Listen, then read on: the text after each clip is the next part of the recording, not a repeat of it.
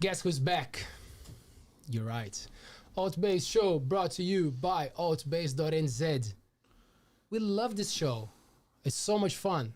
I'm so happy that this is happening at this time in life right now. It couldn't be a better time. We are running this show in the beautiful ALTBAYS studio in Whitianga, New Zealand. So if you like what you see, get in touch. You can run your own podcast. You can do webinars, live meetings here. We do a bunch of cool services, so I'm sure we can give you a hand and make your business or yourself go, whoo! Who knows where? You choose it. You tell us where you want to go, and we'll get you there. Soon you're going to find out how to become a sponsor, supporter, a member of this beautiful platform that is bringing community and cool people together to have honest conversations. That's what we're all about. You got to listen to the people around you, okay? It's Friday night, which is a good night. We're having fun. I have the pleasure here on my left to have Mr. Brett Soanes. That's me. How are you, Brett? I'm good, thank you. Oh, don't start. Fuck yeah. How are you, man? No, I'm good, thank you. Good Friday's been all right? Has it been good? Yeah, finished a big job today, so it's nice to be, back home and not in Pawanui. That feeling of fulfillment, you finished, you done, ready for the weekend? So I'm actually going back there on Monday to start another job at the same house, but okay. That's all right, but that big job's out of the way, and now I'm on to another big job back there, but it's only, it won't only take me a few days, so they'll be back home. Professionals, back home my in Fitty, friends. yeah. Professionals. They don't fuck around. And, like it was not enough to have Brett Soanes here, which is already great, Roimata TAIMANA, my man is here with us. Kia ora, boys. How are you, my man? How's it going? Awesome. Yep, going really well. Really well. Finish any big jobs today? No? Not as big as yours, obviously. So Friday is your Saturday. Friday is my Saturday, yep. 4-day weeks, and I give Friday to do my Saturday work. Love it. Fantastic. Yeah. Does it mean that you also do some work on the weekends, but it's more like focused on your thing? Yeah, I get to play in my shed. I get to do my lawns. I get to look after my dog. So, grow a few things. Nice. We are, we're going to start the 4-3 movement. Work 4 days, rest 3. But rest is, of course, it can be work for yourself and do the things that you love. So I'm sure we're gonna have you backing us up with that idea, right? Totally. Great for the mental health, isn't it? It's therapeutic. If you go out and do the lawns, man, enjoy the lawns. Actually, no, lots of people don't. I love it. I love my lawns. Yeah, I love it. I get on my weed eater and it's my quiet time. Obviously, my darling yells and screams and. Do you put the mufflers, the Totally. headphones? That's why she can scream as much as she wants. Man, what's the name of the area where you live? Is the Kuatunu Valley? Is that what it is? Kuatunu Valley. Kuatunu Valley. I do believe that the name of the valley itself is Waimārie, good water. Good water. Yeah. And it is good water? Like the water there? Well, we've been drinking it for the last 4.5 years, so we're still here. Still here. Yes. Yeah. True story then, eh? Yeah, true story. What's the thing with that place? I know a few people who live there. Yep. Is it a shared land? What happens there? What's the deal? Yep. So it's a what do you call them? It's like a community, but they've got their own. Actually, I don't know. I'm just there. I have no. There's a roof. idea. There's a bed there. Yeah. Actually, there's 9 properties. Yep. Yeah. So there's 9 houses there. Felicity is she's a photographer, and then we've got old mate down the road. Blue Fridge Valley. Yes. Yep. Blue Fridge Breweries. Oh, Yep. yeah, I know where you are. Yep. Yeah. And we also have Lala Coffee. Yeah. Yeah. So, and we have a movie producer or movie director, movie maker, Amy. So there's a whole lot going on in our little valley. Yes. Yeah. Very productive. Yeah. Really productive. Amy is a great woman. She will come here to have a chat with us sometime soon. Nice. Spoiler alert. Yeah. There you go. Oh man, you gotta support the team, eh? Yeah, for sure. Gotta For support sure. the team. I noticed that it's a bit of like an alternative space. That not alternative itself, but like the people who live there, they're doing their own thing, and You're talking about now? the valley. Well, yes. Or 30, 40 years ago. Ah, you tell me. Yeah. I know the people who live there now. Because it's one of those funny things about the Coromandel. I've been here for a while, but like you always find out about something new. Yeah, That, you know, like yeah. and a lot of people here, I think they're the same. You know, we get kind of like in the Whitianga hub or the Hot Water Beach hub. Yeah. And then like, where's the Kotunu Valley? So it's cool that you give us a little bit of the history. So when I used to go to school here at Mercury Bay, we used to catch the bus from Whangapawa, and we'd get to Koatunu, pick up the tamariki from the store, and then we'd head up the hill. And we'd always stop at the Blue Fridge. And I remember looking down into that valley because it was farmland then. So if you imagine all of that valley there were no trees. There were just blocks of them where they obviously couldn't get into. And I used to be sitting on the bus looking down into the valley, and I really want to live there one day. This would be an awesome place to live. And 30 years later, here I am living in the valley. I love it. I love it.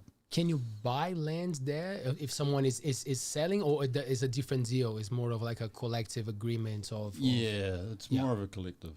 So you have to go and meet them, and they decide on who buys it. So if there's like 7 people going for one property, then they're going to fight for it. they got you guys all sit and watch, get the popcorn, watch them battling. Hey, that's a good idea. It's probably better than what you actually do. Yeah, yeah. Talk about it. Which is no. Yes. Maybe. Give him a knife now. Let's see. Cool. So you mentioned Mercury Bay area is cool. Where did you grow up? So I grew up in Whangapawa. Yeah, we myself and 2 siblings came down here in 1982, and we're whāngai to the Mangakahia whānau in Whangapawa. And yeah, I've been in and out of the place ever since. So Mercury, Whitianga Mercury Bay was, I went to school there, and then I went to school at Coromandel and got kicked out of both. But Yeah. That's how you do it, kids. And then you go back and work there. yeah, 20 years later. Excuse me? So you get a tattoo on your face so they don't recognize you. And then you're back. Yeah, making it real.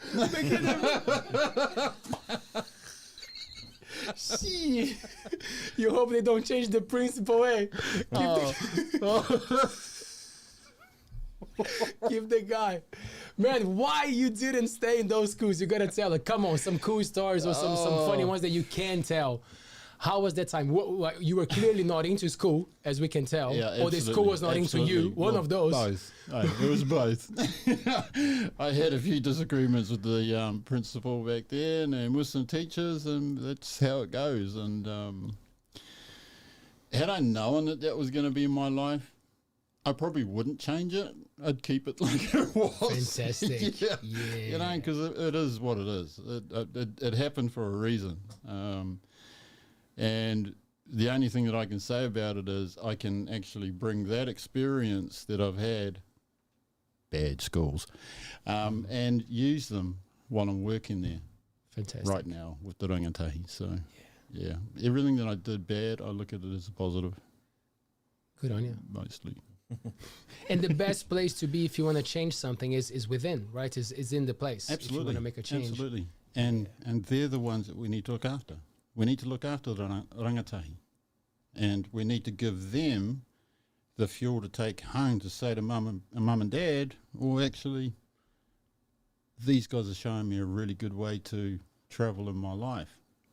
So I'm going to show you that way. If you don't like it, then I'm just going to carry on doing what I am with them. So, yeah, love it. How was your parents like? How would they deal with, you gotta go to school, but realizing that maybe it was not your thing, or maybe because you're an artist, so I guess you were you getting told off about doing artwork or that? Constantly. Yeah. Did they pick up that, mom and dads? Were they like, oh, maybe he's got a different talent than what the school is expecting him to be? Or not, they were kind of like, you got to stick to what the school is. No, because there's artists and musos in our family. And, most of us can draw, most of us can sing. Some say it's not great singing, but... Sure, that's not true. There's no bad singing, man. There's no bad singing, that's right. So they were supportive then of that an artist movement, yeah? Yeah, well, so my father passed away when I was 12. He passed away in 82. And my mother, we were just little shits. Right. So she basically had to get us out of the city. Otherwise, we'd either be dead or in a gang or in jail. Best thing that ever happened was coming down here. My foster father, Lucian Mangakahia, used to look at my drawings and say to me, those are interesting yuck story drawings there, son. But it gave me an outlet, and I never ever thought that I would become an artist of sorts. So, yeah, I just looked at it and went, yep, I'm going to do it. How many brothers and sisters? I have 2 brothers, 2 sisters. Older brother, older sister. Younger brother, younger sister. Yeah. All into the arts? All with some... My younger brother, he's muso, plays guitar. My youngest sister, she gets right into te reo. So, yeah, actually she's pretty good at it. But she loves singing. My older brother and older sister, they love singing, but leave it to me, bro. Yeah. You can be the producer. You can drive the van and sing with me while I'm practicing. Actually, when we were in a band, he did become our manager for a while there. So yeah, that's you'll see, bro. Yeah. You get to look after the money, which is not bad. Yeah. But no one told him that there was no money. Yeah, probably why he did stick around long. Man, how do you feel like when you come across children who's got some talent and you can see that they're into the art and like, whoa. How is that talk? Because it's such a dog-eat-dog world, and for someone to really take the arts seriously, you know, like you gotta do it. You gotta eat it for breakfast. You know, like and go to bed with it. You have to live it.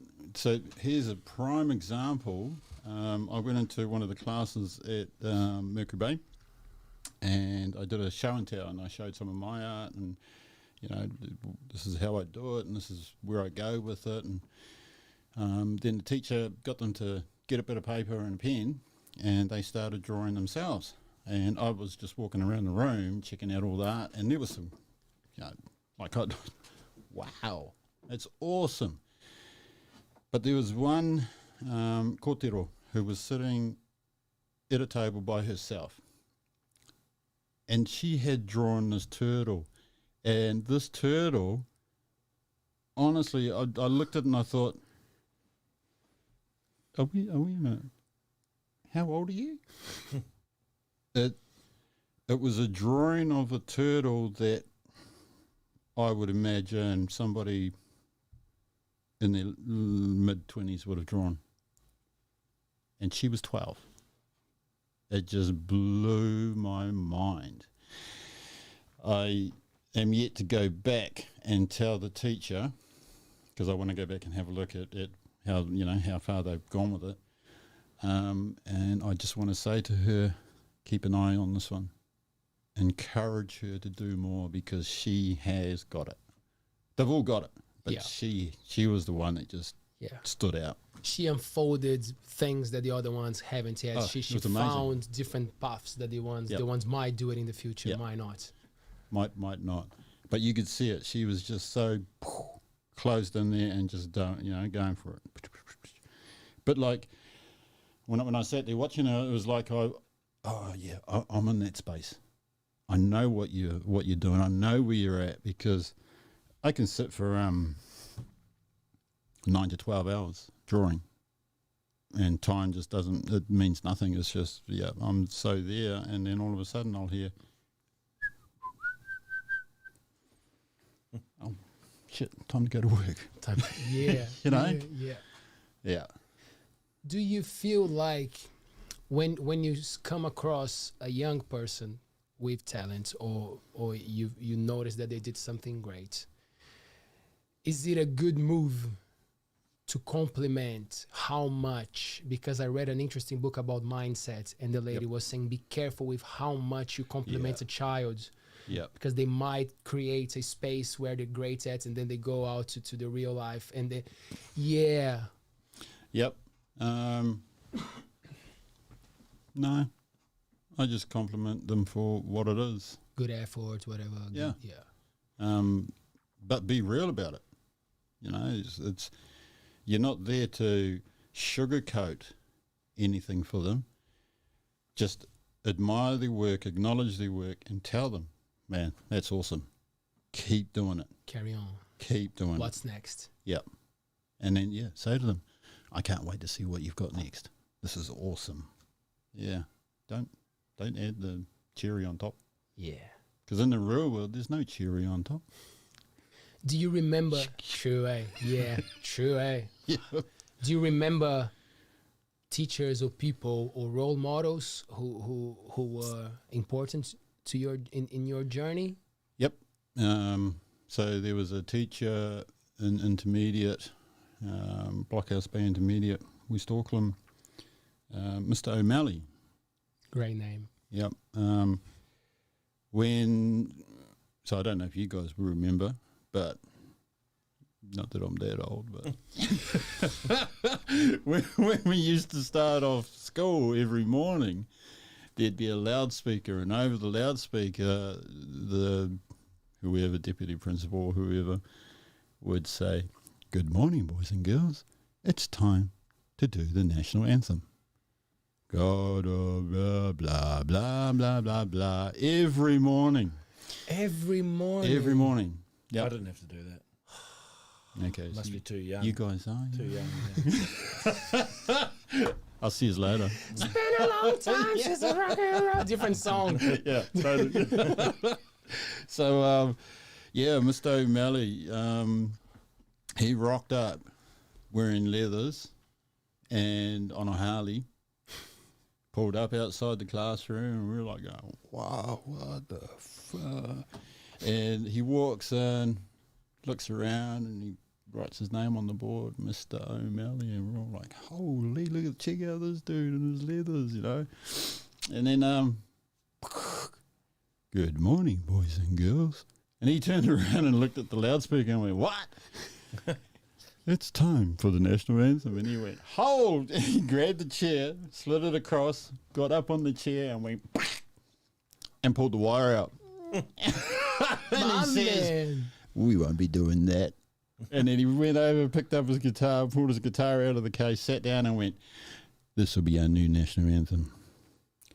How many roads must a man walk down? And that was our new national anthem. It was great. So he showed that for me, you can turn around and go, whatever. I don't agree with that, so I'm going to do my thing over here. My way. I did it. Full of classics here tonight, eh, girls and boys? Don't even have to go to the pub. Just listen to us. Yeah, and that's the other one actually was Sid Vicious.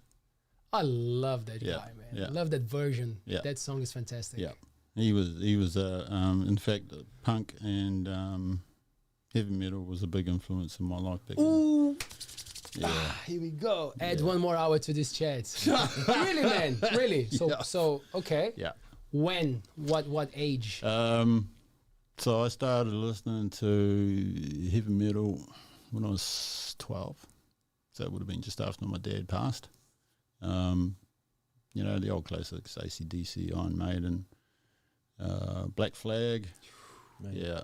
And then just went into Sex Pistols and all of it. Yeah, it was awesome. And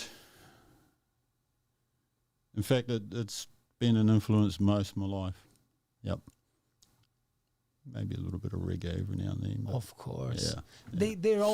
They're all mixed, eh? Yeah. Like when you start to break down the reggae, ska, Yeah. punk, Yep. the real hip hop, the old school. Well, hip hop is hip hop, but you know, like the starters, the Yep. kings of it, like they all there. Yeah. Anger against something that you don't agree with, Yep, and totally. the energy It was real. is real. Yeah. Yeah. Were you playing the guitar at the time? No, I didn't actually start playing the guitar till I was about maybe 23, 24. It was my younger brother who played the guitar. So he started learning at the age of 9. And then we were in Auckland, went back home to Auckland for a weekend, and I don't even know where everyone was. It was just myself and my younger brother at home, and he walked over and picked up my mum's guitar, jinga chicka jinga chicka jinga chicka, and just started playing some chords, and I just went, oh, choice. And we finished 9 hours later. It was great. It was like just continuous jam. Boom, boom, boom. And yeah, he had to stop because his fingers were sore. 9 years old. Great, eh? Great. Yeah. But I had to learn because when he moved to Australia, he was the only one that I could jam with. And when he moved to Australia, it was like, oh man, I really want to sing, but yeah, okay. So I started learning. Yeah. So do you feel like your style, the way that you play, it's more like to follow your passion towards singing, for singing? Do you think it's kind of like, oh, now you dig the guitar, you would just jam the guitar? Because every time that I see you playing and jamming, it's just hard to explain because it feels like it's something fresh every time. It feels like you're coming up with something completely new every time, and I'm like, how the fuck does he do that? You know, like, and you got this thing with like simple chords, but they gel with what you're saying. I'm like, it's him. God, I kind of hate him, but I love him so much. Like, so. Oh, is that right, Frank guy? I'm joking, man. I love that thing. So was it a thing? Was it more like, cool, I gotta keep my singing going? Yeah. So for me to be able to just lyrically go for it, I had to learn the guitar to make it flow.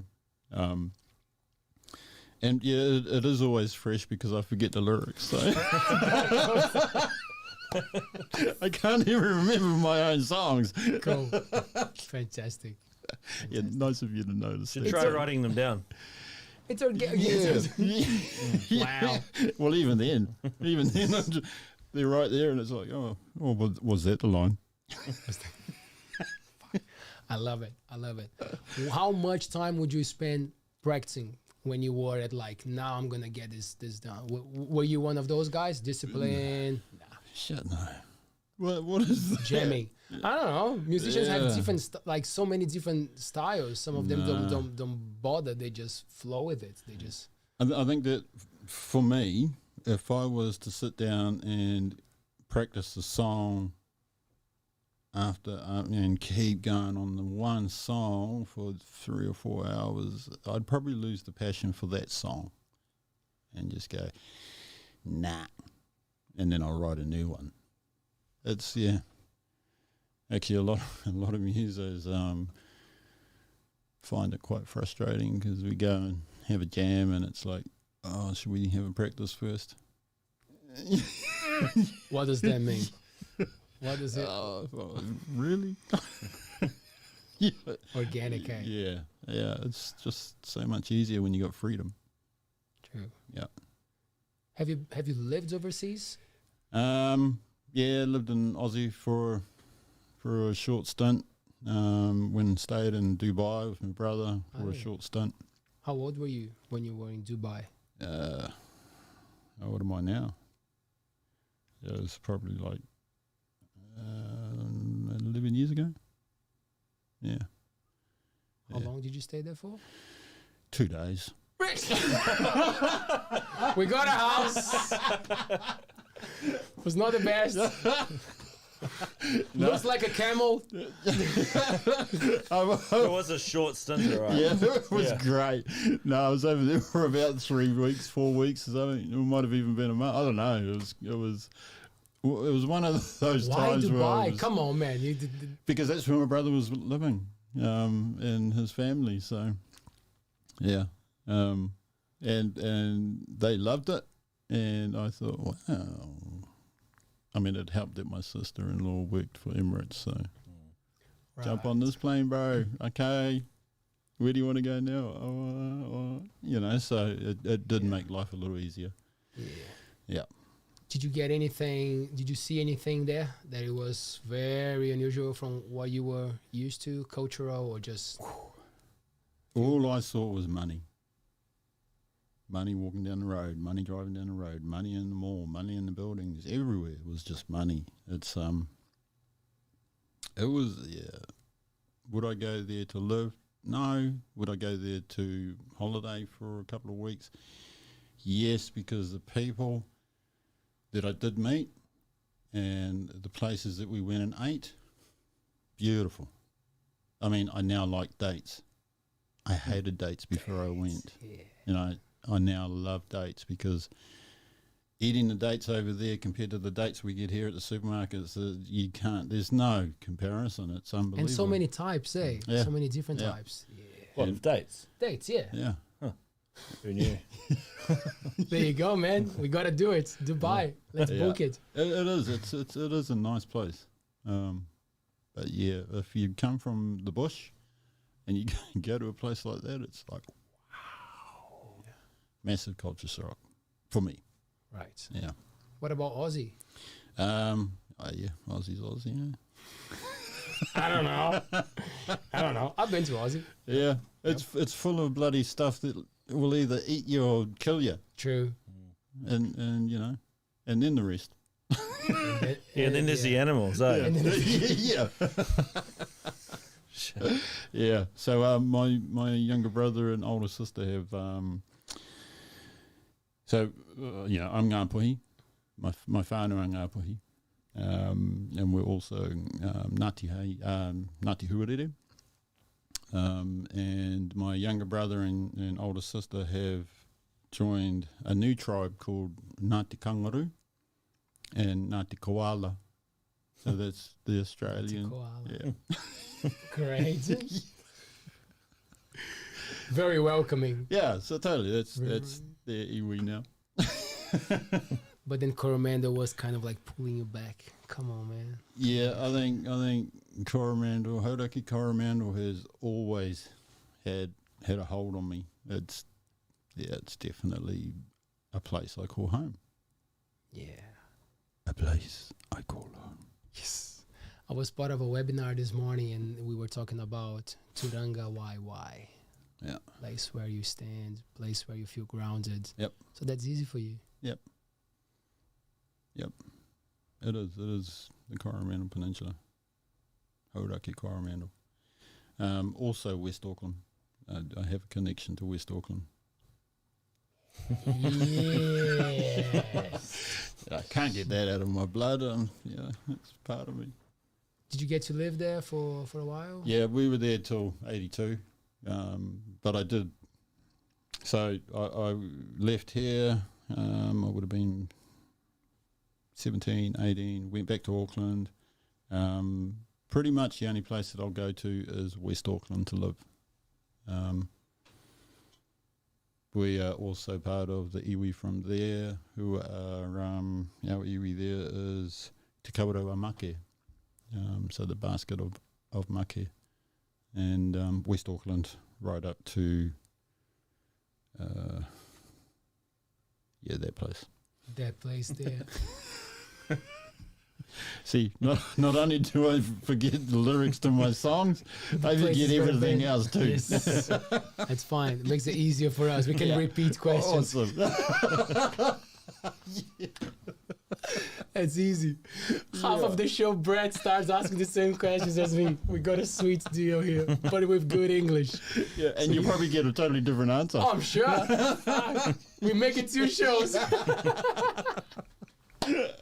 Oh, Fucking love brilliant. It, love it. Man, do you want to throw a question, Brett? You're quiet there today. Yeah, you man. are. You're just brewing ideas. I can feel that you're like... No, because I think of something to say, and then the flow's going well, so I'll just man. leave it. You know. Say it. So just throw a punch over and I'll shut up. Oh, not that strong. Tell us more about West Auckland, because he blanked about West Auckland. So can Well, you I don't know. I honestly couldn't name even a single suburb in West Auckland. Is West Auckland the suburb? I don't know. I don't go there. Tarangi's one of them. But I've been there, I think. No, I don't know if I have. No, the question I just want to take you back a second. This is general because it was like 20 minutes ago. Oh, yeah, second, Is before we were talking about the music and stuff, and you're working with the school, because I don't really know you, and probably some people who are listening don't either, but you guys obviously do. And I was just wanting to clarify what you do at the school, because so far, cool. I don't think that we talked about that, unless I was getting grapes and I missed it. But otherwise, you're sort of just some sort of I think you were getting grapes. An art, an art talent scout is what we've got so far. Right. So could you just tell us a little bit about what you do there? Because Cool. I think it'd be quite interesting, Thank you. or not. I don't know, because I don't know. That's awesome. So I work for an organisation called Te Korowai Hauora or Hauraki, and it's in mental health. Mm-hmm. So there is a group of us, or an ue, that go to the schools, and I am here at Mercury Bay. And so we go in and we work with a group of rangatahi, and we do a 5-week course with them. This is brand new. This is a new thing that we've put together, or the team's put together. And then we go in and we work with them. We give them skills. We basically just talk life skills. And then we go and play basketball, or we take them outdoor. We do anything that we can to pick them up out of where they are, if they're in a bad place. So working in mental health with rangatahi, it's awesome. Yeah. It's awesome. And so we get to do 1 day a week at Whitianga. We also there's also ue that goes through Coromandel, Thames, Te Aroha. So we're stretched across the Hauraki. So because we had Ihaka on here the other day. Yep. You work with him because that's the same organisation. Yep. Yeah. Okay, So cool. it's Ihaka and I, and then there's 4 others that come up from Thames. Yeah, that's fantastic. Is he any good? Because he sort of churched himself up the last time he was on here. No, that's right. You don't have to answer that. I'm going to now. Shout out to Ihaka. Yeah. Brother Ihaka. Don't know if he's full of shit or not, you know. Psychedelic. My man. Yeah. No, he's awesome. The whole team. It's actually really nice to sit in a room with such talent, because each one of us have a different thing to bring to the tepu and to bring forward to aroha or gift or koha the rangatahi. So to sit there and see these different things happen in real time with my colleagues, it's like, man, wow, this is awesome. Yeah. And Ihaka he's very funny. So you're making some good progress in those ways, positive. Well, you're not going to say no. No, actually, ignore that question. I'm definitely not going to say no. Yeah. Oh no, it's just good to hear some. It's just good to hear some positivity Every coming. week there's with one the less skills. child. I think we're doing good. Yeah. They stopped coming. We've done our part. Actually, since the show, we've got no rangatahi anymore. What happened? No, ignore that. Yeah, no, we are. Yeah. I'm sure you are. Yeah, we're getting. We've had some feedback from the students and some of their parents, so it's been positive feedback. So yeah. Anything different at He anything saves it, eh? He saves it's it great. for the back. Yeah. anything at school though that's not the norm is really exciting though, eh? Because Like it's new. yeah, it's so awesome to Yeah. have something like this or other things, like even like your guys' music options that you guys do as well. You know, like Yeah. man, when I was at school, it was just like, oh, math, science, oh, bloody English. Don't even started on English. Yeah. What do we need English for? I speak the language already. And it's like, do you? And then you look into it. No, I don't. But you still understand. You me. understand me? That's right. But we really look forward to not that we had anything like what you do, but just the different things, you know, like we would have killed for someone to just come and actually play some basketball, you know, Yeah. and ask how we are. Yep, and actually sit there and talk to us. Yeah. And not demand something from us, but just sit there and talk to us and say, "How you feeling today? You feeling all right?" Yeah, no. Well, no, I'm not. No, I'm not. No. Okay, let's yeah. go for a walk. Yeah. You know, we'll go for a walk down the field somewhere. We'll just sit out there, be in the elements. They don't get that. Yeah, because I think a lot of people, a lot of children, they don't have anyone to talk to that would understand. No. You know, they might have people who they can talk to, but maybe not really understand what they need to get across, you know, like whatever the issue may be. Don't bring it down to a serious note. Anyway, next question. Pretty serious, bro. Yeah. Be serious. Yeah. How do you deal with very serious things that you hear and then you get to know? Like, do you get to channel things? Is the arts a big thing there to? Yeah. Certain issues, obviously, that haven't presented itself yet, but I'm sure if it would, then it would be straight to a supervisor and to go the proper way, you know, making sure that everybody's safe. Yeah. Otherwise, if somebody comes in and they're feeling angry or rattled or anxious, we sit down as a group and we offer corridor around it. You know, do you want to talk about it? Nah. Okay. We move on to the next one until they're ready. Yep. And they generally do. They end up coming back and saying, well, yeah, actually, can I just say something? And it opens it up. And yeah, it's such a cool way to work. Yeah. Do you also get to target the families? We offer, if we do offer the whānau that we work with, if they want to bring in, you know, their support, their whānau to come in, and most of them will go, you know. So then we just work with them.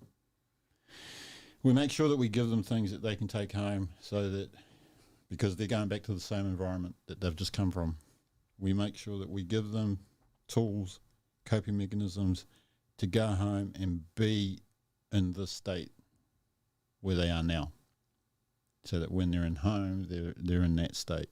And if anything tries to get in, they've got these strategies to go, actually, man, I don't want to, you guys just stay doing what you're doing. I'm happy here. Let me work it out. Yeah. It's quite normal to hear people saying that, oh, you got to invest in education. You know, education is a big thing. Education is the most important thing. And then you also hear a lot like, oh, things don't change, you know, like it seems that like the societies are always the same and the generations are like getting worse. And then here in my thoughts, I'm like, well, is it the way that we are educating? Is it a system that is getting a bit outdated? You know, is it it makes sense, right? Yeah. Because whatever it's being fed there, it is just generating the more of the same. What's the ideal scenario for Roimata if he had some autonomy there, or at least ideas? What do you see as options for change? I Would delete personally- English. Deleting. Yeah. Sorry, I tried to get in before you started talking. that's my great. bad. Yeah. Actually, that was my first. That was That the was first your place first I was one? going to go. Yeah. Yeah. Yeah. Communication skills. Let's Yeah. call it a different Cut it. name. Yeah. My ideal way of teaching would be, yes, we need education. Yes, unfortunately, bro, we need English and mathematics and whatever else they've got going on there. I can't remember. Don't really care about it, but we do need it. But if we do, 4 hours of that side of it, and then 2 hours of, let's go for a fish. Let's go up the bush. Let's go to an awa. Let's just get out of the classroom. And, you do that, 4 hours work, 2 hour play. What's that? That's a 6 hour day. You got lunchtime and then you got your intervals. There's your day. I think it's really important that, especially with rangatahi, and if it had been in back when I was, little turd, it probably would have been better if we had that time to go down the beach and have a fish for an hour or so, or up in the bush chasing a pig. I don't know but get them out of the classroom. Because children, rangatahi, tamariki, they burst of energy, they just want to go for it. So let them. We make them sit still for way too most long. of the day. Oh man, way too long. And we're making them use this, and no wonder the children just turn around and going, "Fuck," had enough of this. I've been But anyway, and then it also affects the teachers in mental health, and then no one is winning, eh? no one's winning. No, there was corridor the other day, and there was somebody had said, the teachers are kind of not picking on me, rah. And we sort of sat there, and I went, yep. And since school has started, there's always been those teachers, and there will always be those teachers, and there's always going to be those bosses, and there's always going to be those parents. What you need to do is find a way to be in that space while they're there doing their na. You just be in that space. Work with it. Were you talking to my son? I'll tell him. Yeah, he just came home and said, "My dad, man, whoa, bro, what do I do?" We definitely got a niche here, Brett's son watching the show. Yeah, Man. Okay. Are you you're not a registered teacher, are you? Nope. Would you go down that road? Nope. Was that too quick? No, it's perfect. Nope. It's perfect. No, it's good. Why? It's. I think that if I didn't have the skills or life, what do you call them, lessons that I've had, I probably wouldn't be able to relate to these tamariki or the whānau that I work with. But I think one of the reasons why I was hired was because of my life experiences. And it's pretty cool when I can sit in a wānanga with whānau and they say something and I just go, wow. That's exactly what happened to me. Wow. And then we have that kōrero. And yeah, man, it works both ways. As much as I like to think that I'm helping the whānau, they're helping me as well through what I've been through. they're opening up doors in my background, and I'm going, wow, this is really nice to be able to sorry, I'm just this is really nice to be able to sit in a wānanga with whānau and be able to open up like this with you. So yeah, it works both ways. It's awesome. I think that's probably why I like my job so much. It keeps it interesting, eh? Yeah. Otherwise, I think it's too much pressure. If you hold that idea that you got the power, you got the knowledge, and you're responsible for passing that on, you freak out. But if you open up and you're like, they're teaching me. Yeah. I'm getting new skills. All the time. I might not know what I'm going to do today, but they will come with something, and then we'll sort it out. Yep. It's therapeutic too, eh? Yeah. And Yeah, for totally. yourself, and yeah, it must be very satisfying. I imagine. Yeah. Like when you see positive progress. Yeah. Mm. And I mean, when they turn around and they say, actually, bro,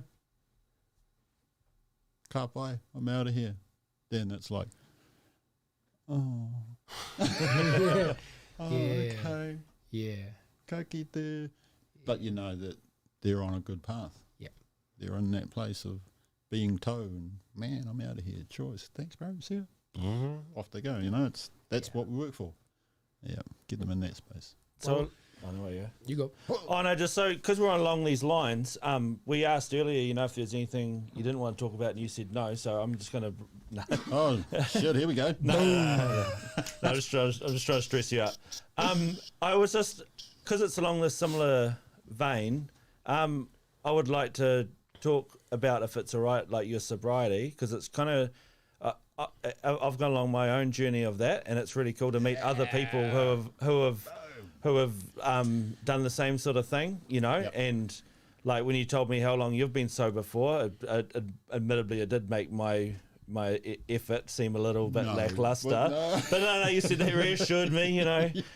But yeah, would you like to just talk about that a little bit, if you don't mind, or you know, tell us how long you've been sober for, and maybe you don't have to tell us any reasons why if you don't comfortable with that. But All good. yeah, So it's always interesting, I think, for the listeners, because Yep. alcohol is such a huge thing in our culture, you know, and it's cool It's to see. massive. It's cool to see cool people who are like, I can live a fulfilling life without. did he just know. call me cool? Oh No, I was man. talking to the guy behind you. Yeah, good on you, bro. Yeah, Wow. no, yeah. He told us he quit. Like, you know, we're kind of like, Nice. okay, bro. Yeah. Okay. Rocks or boats, whatever. You know, I was just going to say that my mum would have called me an egg, but anyway. Yeah. Okay, so I would have to, you know, get confirmation from my wahine, because apparently I add 5 years or take away 5 years to all my stories. So, but, yep, I've been around 22 years sober, and or was it the other way around? 20 years sober and clean. Yeah. One of the reasons why I gave up was health reasons. My liver and kidney failed. Oh shit. I would have been 17 or 18. And yeah, it just took me into a dark space. Constant. And I remember my sister telling me one time that I says, you know, we were talking about our old house in Tutarangi, and she turned around to me and she says, you know why we left, bro? You know why I moved out and took the kids and we left? I says, why? And she says, because we were worried that you were going to come home and kill one of us. I just thought, wow. Because of my drinking and my drug use. So it opened my eyes. And, yeah, just gave it away. What's your first memory of having a drink? Okay, so I was in Green Bay with my older brother and a bunch of his mates. And actually, no, this is not the first memory of a drink. This is the first memory of a drunk. drunk, of not having memories? The first memory of not having memories. I was absolutely smashed. And How old? Sorry? 13. 13. Yep. And all I can remember was sitting there with my brother and his mates and had this big bottle, and I was like, man, this is super cool. I'm super cool. And can't even remember getting to the end of the bottle and then just waking up in a pool of vomit, you know, and just, whoa, what happened? And the boys would just laugh and go, hey, welcome to the club. You know? But yeah, when Mum and Dad used to have their parties down in the downstairs, you know, the old classic chinka chinka chinka chink of crates coming out of the cars, the guitars would start up.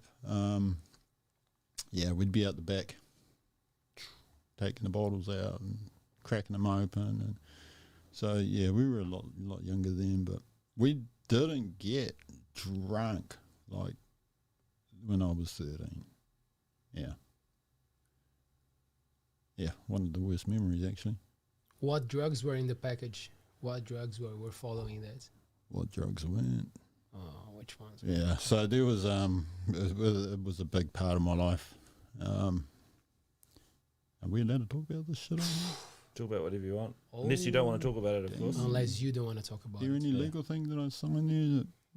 You're all good. You're all good. Just don't try to sell it to us. Awesome. Oh, you want to buy yeah, so yeah, there were a lot of drugs, heaps of different types of drugs. I'm not even going to go into what was there, but so my brother came home one evening. We're sitting there at the kitchen table, we're having dinner, and he turned around and he says to me, you know, for years, bro, I was chasing this little prick around my school because he thought that Green Bay was his school. Oh, you know Green Bay where it was.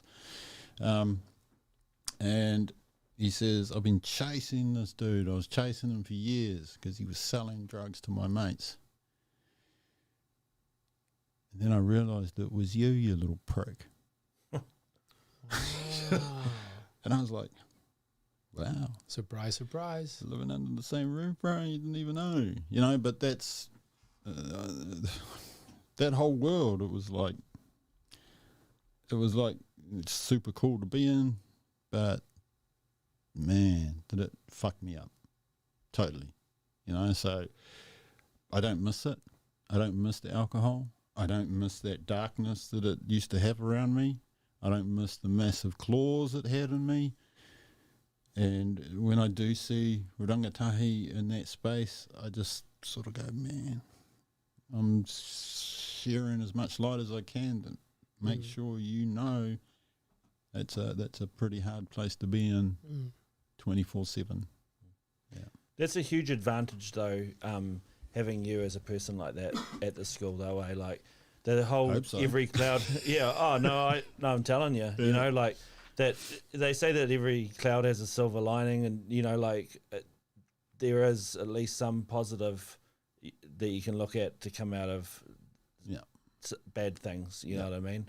There's that whole equal and opposite reactions, you know, that bad it does generate some good. So it's good to see that that's rolled in like that. And man, 22 years sober, like I get a bit frustrated with people at the moment because I get told these sober stories because everyone knows I was a big drinker, you know, and it was like now I get these stories, oh yeah, you know, such and such, and they quit drinking, you know, for like 2 years, and then I'm like, what's it up to now? Oh, you're back drinking again, like pretty ham, you know. It's just like I've come across a couple of people now where it's like they haven't been sober for a year or two, or 4 or 5. They've been sober for 15, 20 years, made it sort of like a life decision, you know. And I'm just like, that's cool, man. Like it's really cool to see that that's an option, because all I've ever seen around apart from that is, for lack of a better word, failure, you know, when you stop for, say, 2 years and then you go back to it and you end up back where you were. I know failure is a harsh word. Yeah. I probably shouldn't have used that as a wording, but like, it's just they're returning back to the way they were anyway, you know? So that's good, man. 22 years, jeez. Yeah. Do you think it was kind of a blessing in disguise because you had health issues? So you were kind of like, fuck, might as well stop. Well, I knew it wasn't doing anything good to my body, but I didn't care. Drink, take those, all that, whatever, rah. I look at it as I was given everything that's happened in life so that I can come back here at this part of my life to go, whew, I see you doing a bit of this and a bit of that. I don't mind, let's have a kōrero. Let me have a kōrero about where I was, because I can see you're where I was. And if you want to come out of there, man, we'll have a kōrero. If you don't, then ka pai. It's all good. When you're ready, come back and see me. But I think that I had to do that, all of those things for now. Yeah. Did that answer that? Yeah. What was your first job? It's like your destiny. What was my first job? Yeah. My first job was working on a farm for John Hawkswood in Whangapā. And I hated it. Oh, fuck. I was about to ask what was your worst job after. So you got me sorted. You helped me a lot. You saved me a question. Yeah, I mean, I loved working for John, but I hated the job itself. What part of it sucked? All of it. All of it. No. Yeah. The Not my thing. 4 o'clock in the morning, get up and go and milk fucking cows. Not my thing. Yeah, not mine. No, I enjoy driving around in the paddock, doing fences and killing ragwort and clearing drains. But man, milking cows at 4 o'clock in the morning, you kidding? Yeah. Are they even awake at the time, or you get them sleeping? Is that early for the cows? For the cows. Well, He's got to wake them up. That's the first job that he does. yeah. we got to take them to the yard. You know when they're woken because they shit on you. Right. Ladies. Yep. God Yep. damn. They're awake. At least I'm warm. Yes. Okay. Any other jobs they were like, oof, not going there again? So I spent most of my youth, or young adult, in hospitality. Oh yeah. Yeah. So my mother was head waitress at an establishment in Auckland called Trillo's. And it was a massive convention centre. And so, it would house over 2,000 people. Now, those numbers obviously might be wrong. Well. Make it interesting, man. Make it interesting. Yeah, let's make it interesting. Cool story, yes. So, yeah. And she ran all the floor staff. So all of my brothers and sisters went through this restaurant, and we all got it was cool, man. We all got our experience from that. Cooking as well, or more like runners? So waiting, bar, kitchen hand, and we didn't need to learn to cook because it was all cooked for you. But no, cooking, everything. I think my sister ended up doing a pastry course or something, or becoming a pastry chef, or maybe I just thought she was because it was so good. Yeah. So my brother actually has only just finished recently working in a bar in Auckland. So he was a manager there, and it's like, bro, you're damn near older than me, man. You're still in that buzz. Yeah. But he's out of there now, and he's really stoked that he's not doing it anymore. But so we've been in and out of restaurants most of our lives, and then I went into landscaping. Yeah. Which, man, just getting into the whenua and creating and planting and making something average to something beautiful. Yeah. Yeah. Love it. But obviously the body got to a stage where it didn't love it anymore. Yeah. So ended up in mental health. Enough of this body damage. Let's go for the mind now. Did you ever get a bit annoyed by having to do work for very wealthy people, very wealthy houses, and you were like, what the fuck, how is this even possible? look at the size of this house or look at this job. Nah. No, it's their buzz. It's what they want. It's some money. I mean, damn, you can't get enough of it, you know, and some of us will never get enough of it. But at the end of the day, it's shit, really. It doesn't bring happiness. Well, at least, you know, when I was selling my drugs, it didn't, because it just came and went. I couldn't imagine being that rich anyway. And so working for, you know, making these big houses look beautiful for these rich people, that's their buzz. And at least they chose to do something with nature and plants, you know, because some people don't even bother. Yeah. Right. Some people are just like, put the concrete here for us. Cool, okay. Okay, do you want some pretty curry? No, just concrete. Man, what happened to your eye? What's this story? I had to ask you. That was one of the things you said you didn't want to talk about. Oh, you Did said you that miss was that? nothing. Oh, no, actually, I wrote it down. Shit. God damn. So, I never asked you. No, you didn't. No. There you go. Live. Actually, no, I think you were really, really, really smashed. No. 4 years ago. It's been 4 years for me. See, we're on a cool journey here. Yeah. So my eye, damn. When I was working as a stonemason, my boss and I had these two pillars that we were working on, and because he was really good at it, I wanted to be really good like him. So I would race him, putting up these. Sorry, excuse my Stone ignorance. masonry. Stone masonry. So Stone walls, building, rock walls, and got it. Sorry. so we were building these two pillars out in front of this beautiful flash rich house, and I was chasing him because, man, I want to keep up with this dude. This dude's cool, and we finished these two pillars, and he says, "Okay, it's time. Let's pull down the scaffold and we move." Yep, okay, sweet.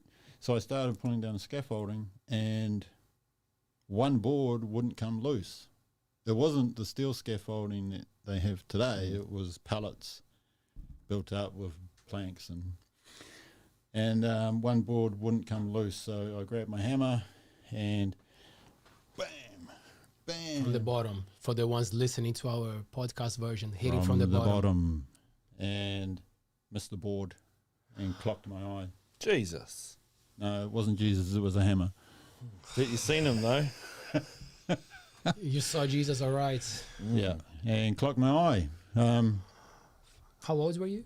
Oh, mate, I can't even remember. It's like 15, 20, 40, 90 years ago. It was a while back, and really something that's just gone.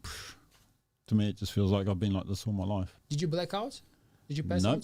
out? No. So I bam, and I just immediately dropped my hammer and put my hand over my eye, and I could tell that I'd popped it. And I just stood there and went, "Oh, fuck." And my boss turns around, he goes, "Oh, what's the matter? What happened?" And I says, "Oh, man, I think I popped my eye." And he looked at me and he goes, "What do you mean the fuck I pop an eye?" And I said, "Bro, I think I just popped my eye with the hammer." And he went, "Oh, fucks. Guess I look." And I took my hand away and he went, "Oh, fucks." And blacked out. Oh, he blacked out! And hit the ground, and I put my hand back on my eye and went, "Well, that's got to be pretty bad." Shit. Damn. Yeah. So that was while I was doing stone, and went to the hospital. Mary dropped me off at the hospital. He says, "Oh, you gonna be all right, bro?" I said, Yeah. No, I'm sweet as. Got a light, and I had a cigarette before I went in, and just stood out there and thought, "Fuck, I've smashed my eye. This sucks." And then finished my cigarette, walked in, and then I walked up to the desk, and she says, "Oh, hi, can I help you? Have you had a bit of an accident?" And I went, "Yeah." And she pretty much just went, "What?" Oh, wow. Yeah. And so, yeah, that's the rest is what you see today. Hey, the silver lining though, it makes you look pretty cool. Yeah. Thanks, man. So you I mean, lost. That's twice now. So I should stop. I know, right? I should stop complimenting you. Eh? So you lost it, or there's some no. It's, So I did have a bit of light that I could see through there. If I covered, my right eye, I could see a bit of light, but that's since gone. What the doctor did say was, unfortunately, but fortunately, you weren't wearing safety goggles, because the amount of force that you had on the hammer when you struck your eyeball, it would have just smashed the glasses and you would have lost your eye. He said also that the ball of the hammer had hit directly in the middle, so it only hit the eyeball, not the socket itself, which again would have probably cracked and done more damage. Than what it did. So, yeah. So you're a good shot. Man, pretty on. Yeah. Eh? pretty well. Is there any treatment, any modern thing to that you I don't even know? Yep. So, fair few years ago, I went in for a checkup on it, and it was actually like a warrant of fitness through the whole body, So, and I went and had a chat to a specialist, and they said, "Look, we don't want to operate it on it yet. We're still waiting. We're just waiting for the right, what do they call it? I don't know, equipment or whatever. There is something coming along where they said that I could get 70% of my eyesight back. Oh wow! So if it happens, it happens. If it doesn't, it doesn't. Yeah. I've done something very similar, except I was a terrible shot. But I did, when you're telling this story, I was having flashbacks of when so this is the what do they call it? Like a public service announcement. Yep. Don't swing a hammer up, like that's just always a bad. Yep. It's going to end badly. I hit myself like clean right in the middle of the forehead, and it's the closest I've come to being knocked out. But I was like dazed, and I went like that, and it was just like there's blood everywhere. Yeah. I was just like, geez. But it was the same thing hitting up, But then, and we do it We do it 1,000 times. Yeah. And then just that one time, if you had been there or there, yeah. we could have been twins. I'm actually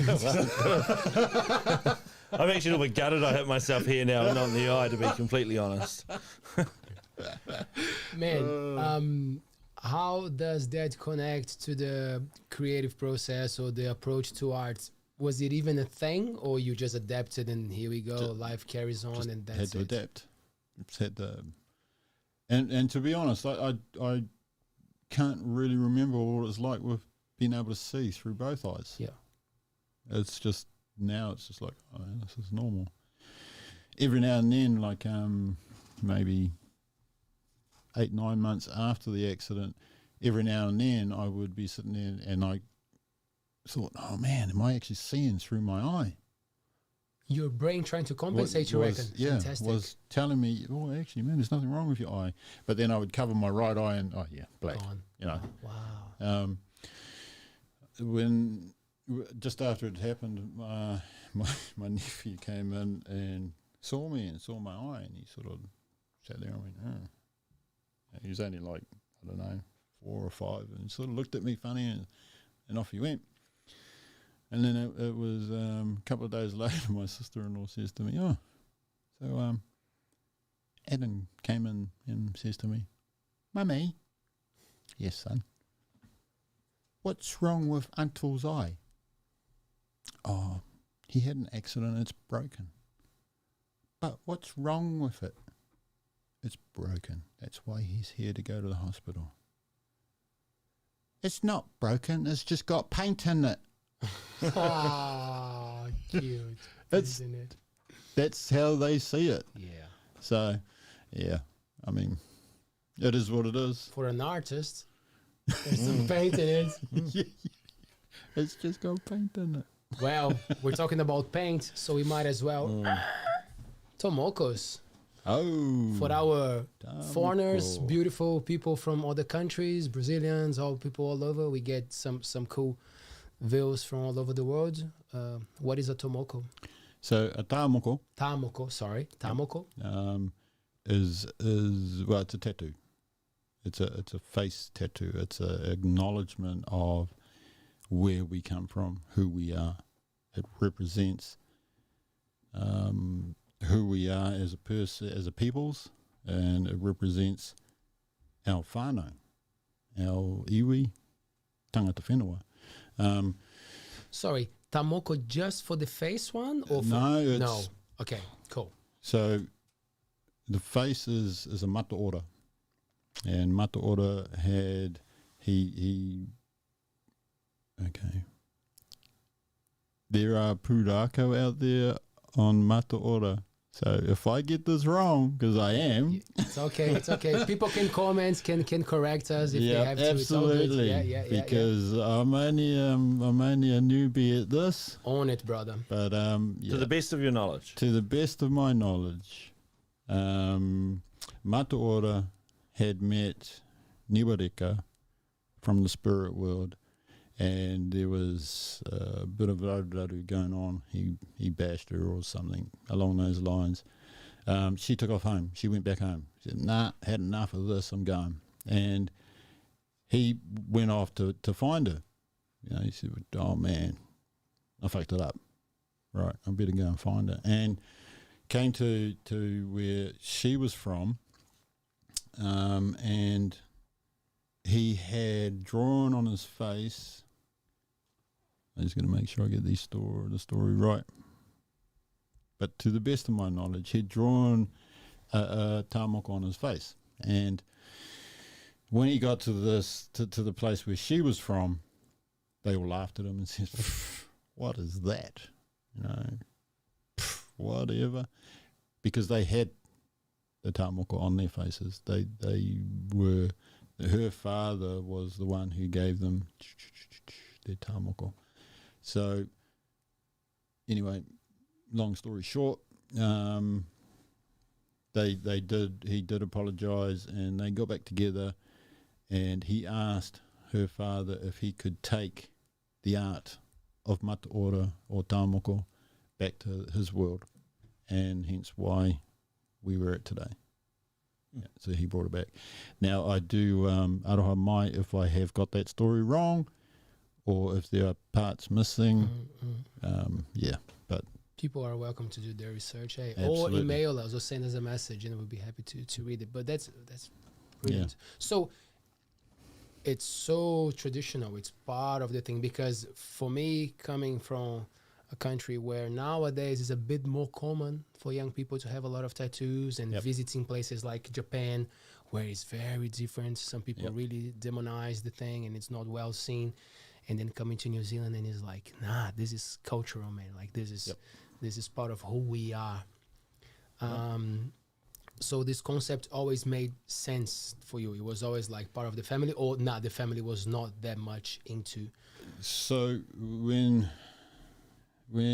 my mother and my father and that generation were young or growing up, through their life, they had been, and you'll hear the stories, they had been beaten out of it, the Māori.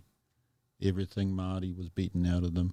So they didn't actually kōrero te reo at all when we were growing up. And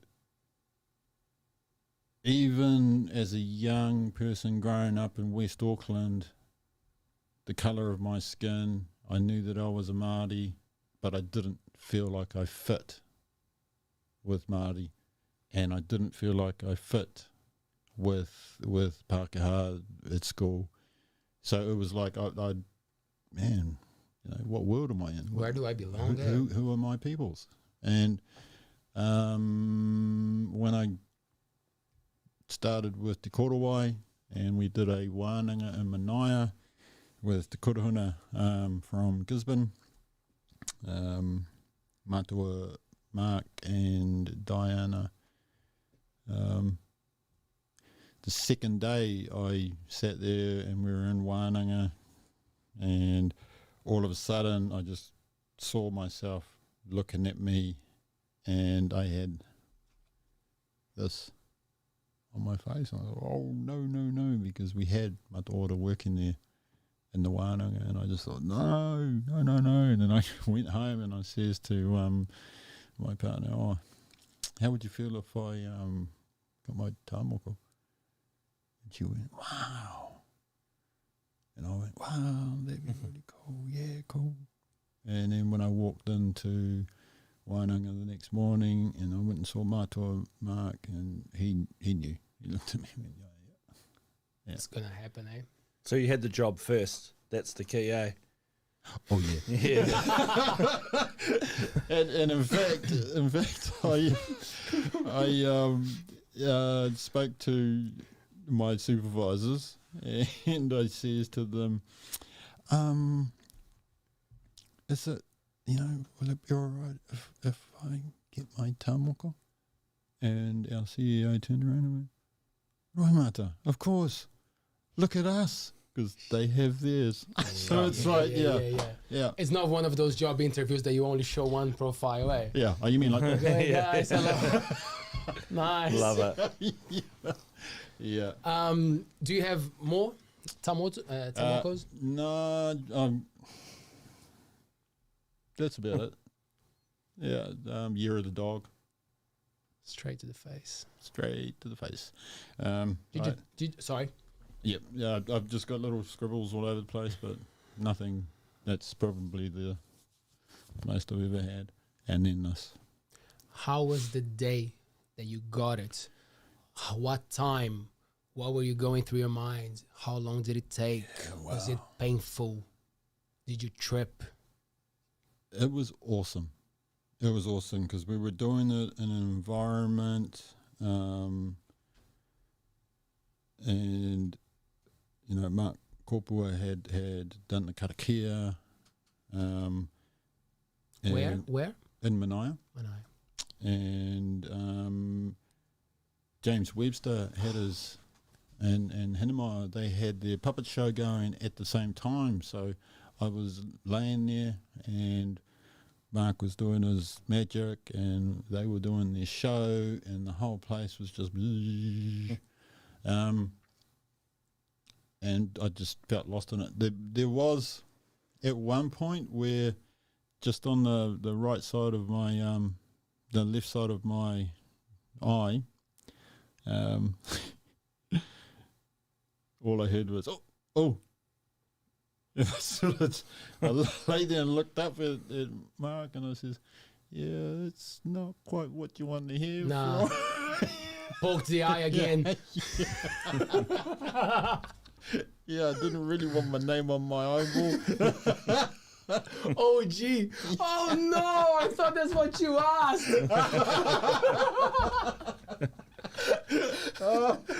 Oops, hang on, let me scratch it out. Yeah. So what was it? What was the O? So he'd gone a little bit too deep. Yeah. Okay. But fell asleep, motherfucker. There was no pain. Right. It wasn't like that. I'm pointing to my arm, by the way. That one was painful. For those that it can't looks see. like it was painful. That Yep, and there's one on the back of my neck, and they. For me, it's like, wow, we did it properly. We did the karakia and we sat through it, and at the end, when he was finished, we got up and everybody came around, and they started singing, and that was to bring it to a close. It was just amazing. It was an amazing day. And when I went into the wharepaku to have a look in the mirror, I went, oh, fuck, what have I done? Did you know what it would be? Nope. Is that how it works? So, okay. So for those of you that can't see this, I'm just going to explain to the brothers here what it means. Yeah. So this part here, just above your eyebrows? Yep, above my eyebrows. It's those lines going up to the hairline. they represent and tell the story of Tāne going up to get the 3 kite of knowledge. There are 4, and the 4th one is my kite that I'm using, all that I'm using with my whānau that I work with. It also is the connection for me to whakapapa back to north, where I'm from. This part here represents the knowledge that I've had in my life, my life skills, my life experiences. Just below your cheeks? Yep. Your and cheeks. cheeks. And this, again, I utilise with my whānau that I work with, and it brings me back to Hauraki, Coromandel, so I can whakapapa back here. And yeah, I had no idea what was going to happen or what I'd end up walking away with. And when I saw it, it was like, what have I done? But then it went, this is you. And right there, and I saw the 3rd piece that came in here, and I went, oh, hell no. Okay. Not today. Not today. Yeah. So, Roimata, does people look different to you now that you have it? Do you feel different? Or? Yep. Yeah. So there are actually a few people that I've known for like 15, 20 years. And, man, they hardly ever talk to me now. Really? Yeah. Huh. And I mean, it's going to happen, because then there's people that don't know me and come up to me and go, whoa, bro, that's mean. What does that mean? It's like, oh, sure. Okay, we have a kōrero about it. And then there's also those people that will sit there and talk to me normally. Yeah. And then somebody will say, man, what do you think of his tattoo? What? Admittedly, I didn't know where to look to begin with. When I first met you, I'm like, oh, he's got one eye and tattoos all over his face. I'll just look out the window. So I was about to say that because the thing is, for the people who don't live in Whitianga, don't live in the Coromandel, Roimata, he's a celebrity. So he's he's in billboards all over town, right? So there's his face and his picture, and he's beautiful. And 2 things that I think quite often when I see you on the billboard. First thing is, well, he doesn't give a chance for kids to paint mustaches and shit. Because that's the first thing. I'm like, he's winning. Because that's what I do. Sometimes I take pictures of the kids at school and then I put in the murals, and then the funny kids go and do mustache. And I'm like, Roimata sorted. Doesn't have to. And the second thing that I think is, who would dare? Oh, yeah. Because when I met Roimata, we were not friends, and then I looked at him and I'm like, fuck, I hope we become friends. Because if he doesn't like me, he's gonna fuck me up. Look at this guy. Oh, the Pākehā kids will be terrified, eh? Oh, We're not drawing a moustache on him. I know, right? It's exactly. No, we'll just draw horns and red eyes. Yes. And then I saw you with the tamoko on your face, and like first thing you turned into Mike Tyson and back in my face. I'm like, I'm so glad we're friends. Like if I'm in the dark, I don't know the bro, and he shows up, I would just start praying. I don't even have religion, but I would go hard. Oh my knees, and take me, Lord. I'm glad you brought up religion. Are you a spiritual man? There you go. Spiritual Boom. man, yep, from Tāmaka to spirituality. Yes. Yes, I am. I believe in a higher power. Whatever people want to. I actually did think about this when you spoke to me about this. What would I say? And yeah, I'm not going to deny it. I believe in the Bible, so. Oh, you do follow a Christian belief? Yeah. King James, for those that don't know. So Family as well. Your family was. no, so half of my whānau on my mother's side are, most of my whānau on my mother's side are Roman Catholic, and most of my whānau on my father's side are Mormon. And then, of course, there's a few that are Ratana, and I don't think we've got any Jehovah's. There might be one or two Jehovah's.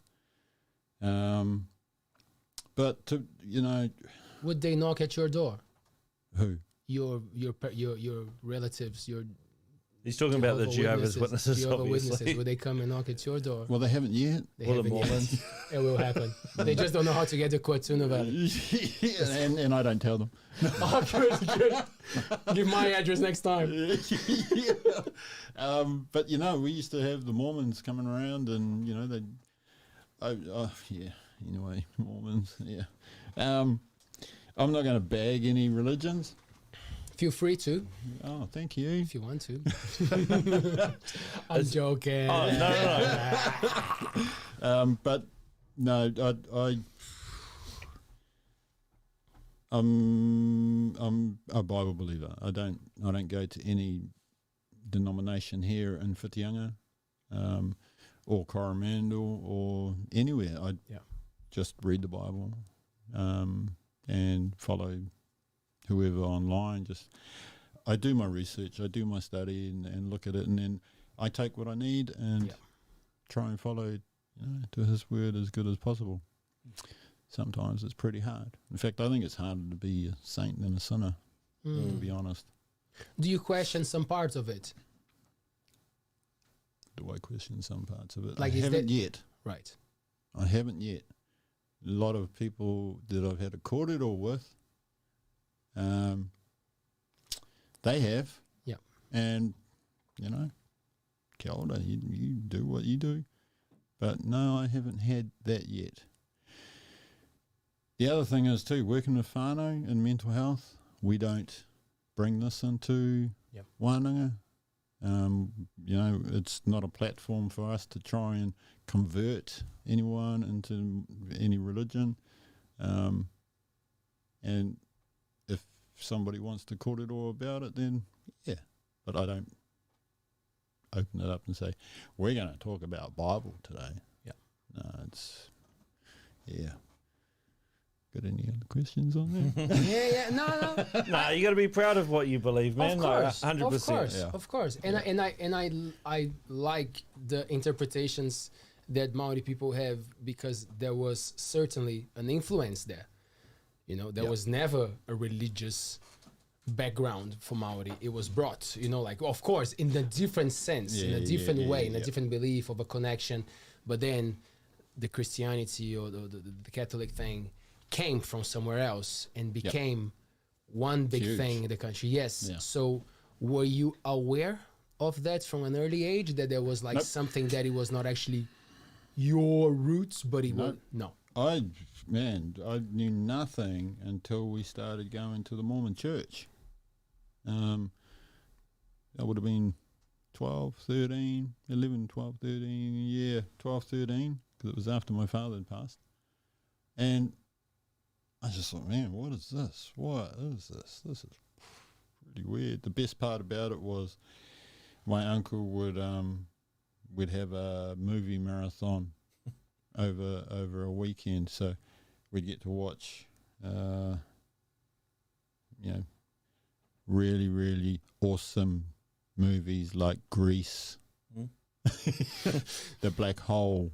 It was like, I don't know if you kids out there would remember them. Yeah, but not the Mormon versions, like the real ones. Yeah.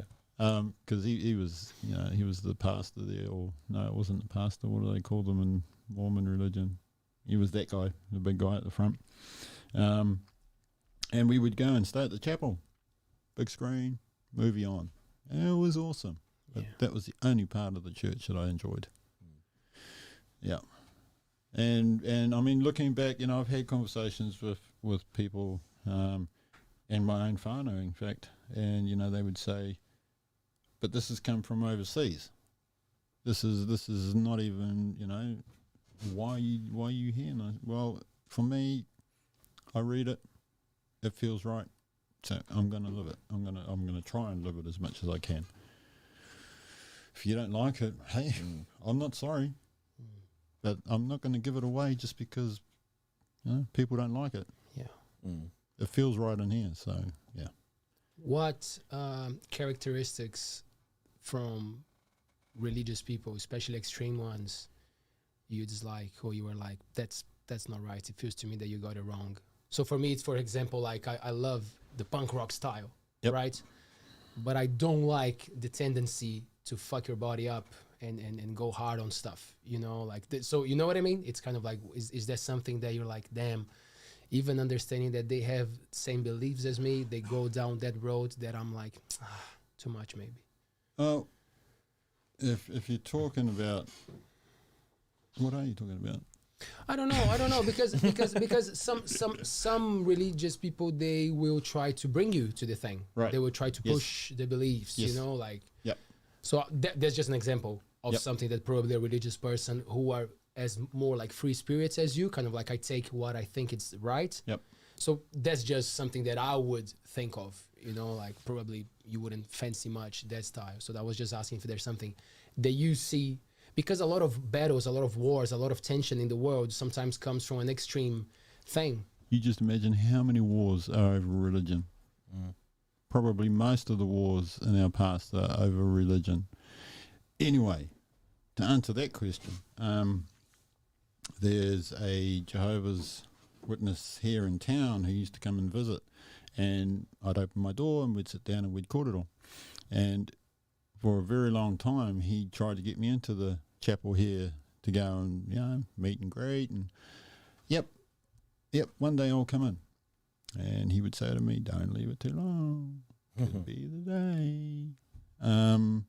Unfortunately now they've shut their doors because they can't have the congregation together. They're all on Zoom world now. And he's a great guy.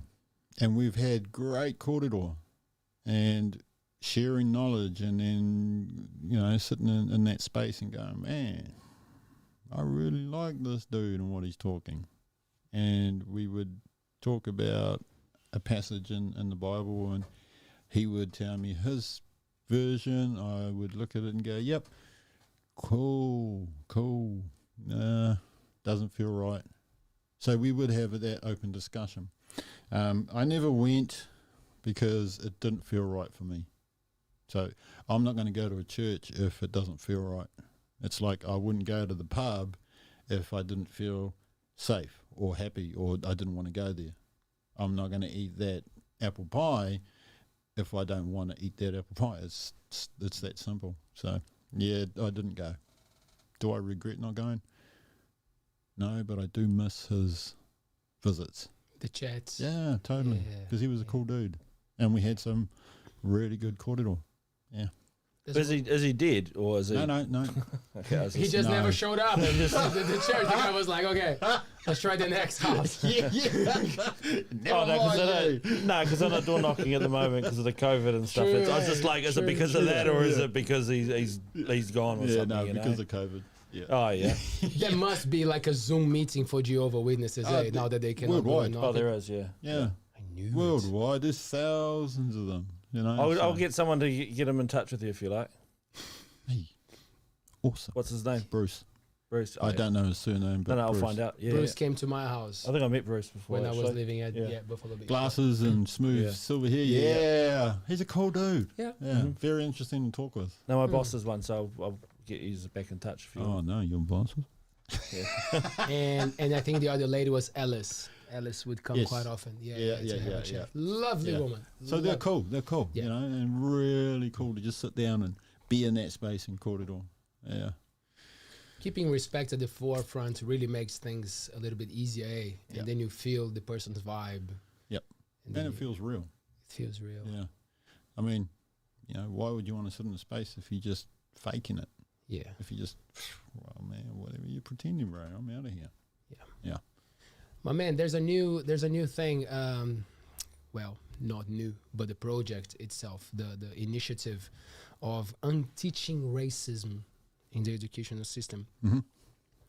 How hard it is to explain to someone on a privileged position that a whole system, it's racist. Yeah.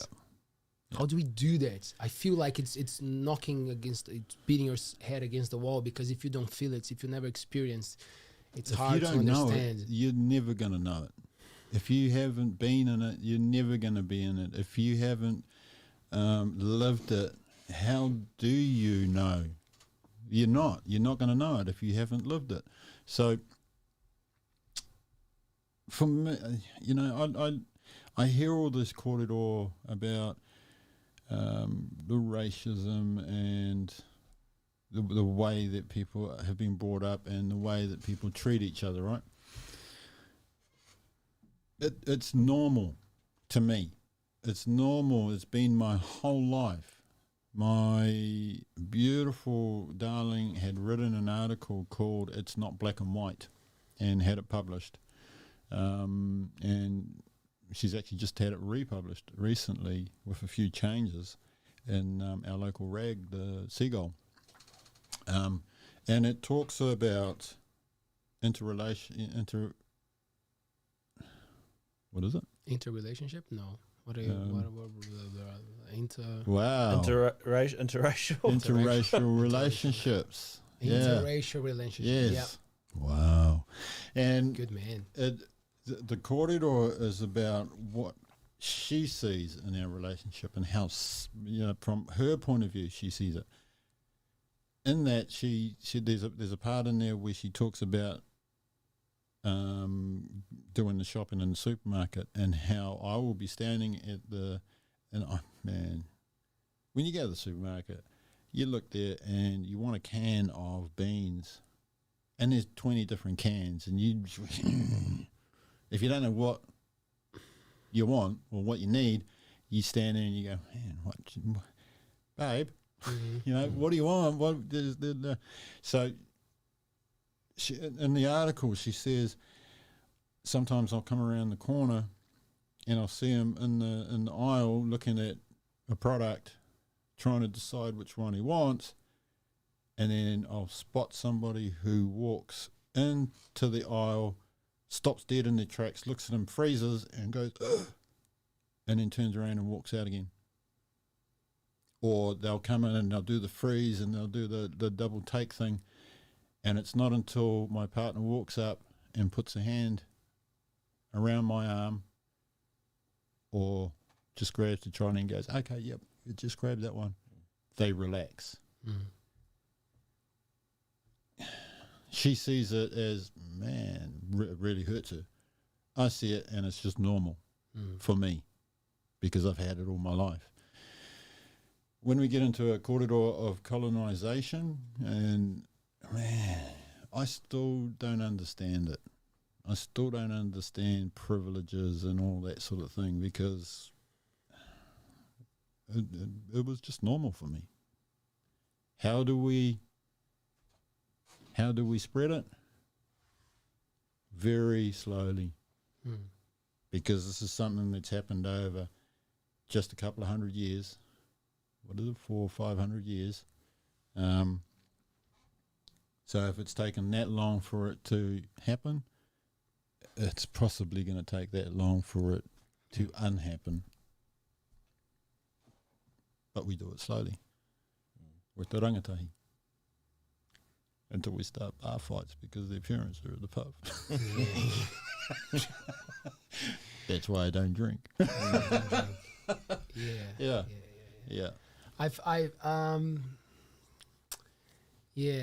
I started to experience a different style of racism, one that it takes it's sometimes it's natural. People don't even realize that they are being racist, you know, because obviously it takes a conversation, because with my white face and my, you know, handsome looks. Thank you very much.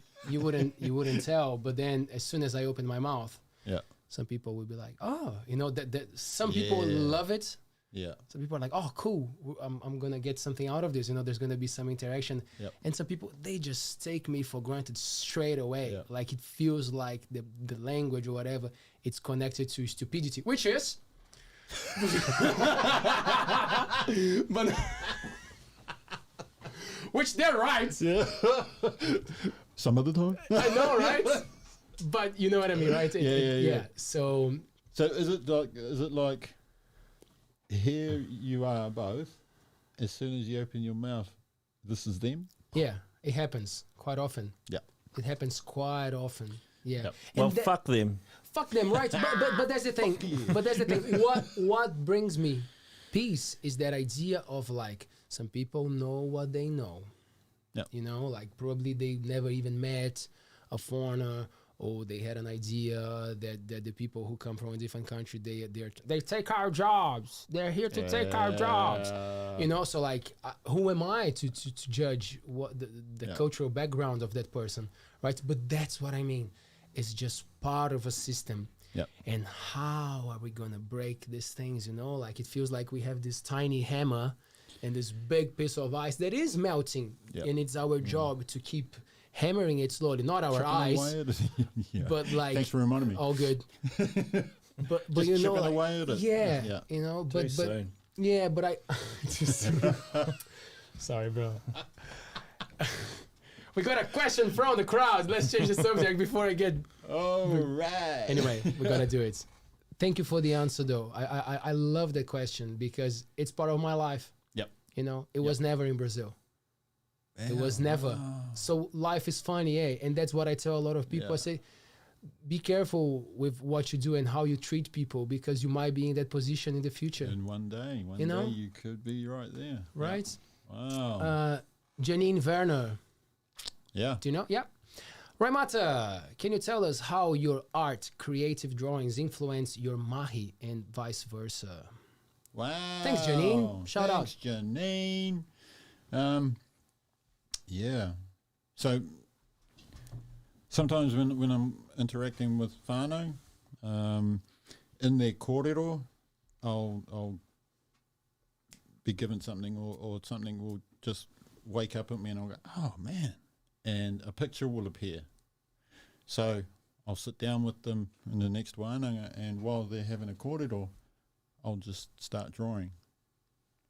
And all of a sudden, by the end of 2 or 3 wānanga, their story is now on a piece of paper from what I had been given. And it just happens. It's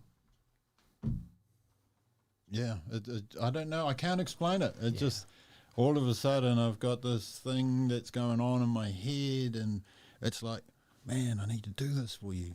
This is, yep, choice. Bam, here you go. And then they get to take a piece of they get to take their story home from a Mataora point of view. Yeah. What else was, what, can you just read her question out again? Just going to get. Can you tell us how your art, creative drawings influence your Mahi and vice versa?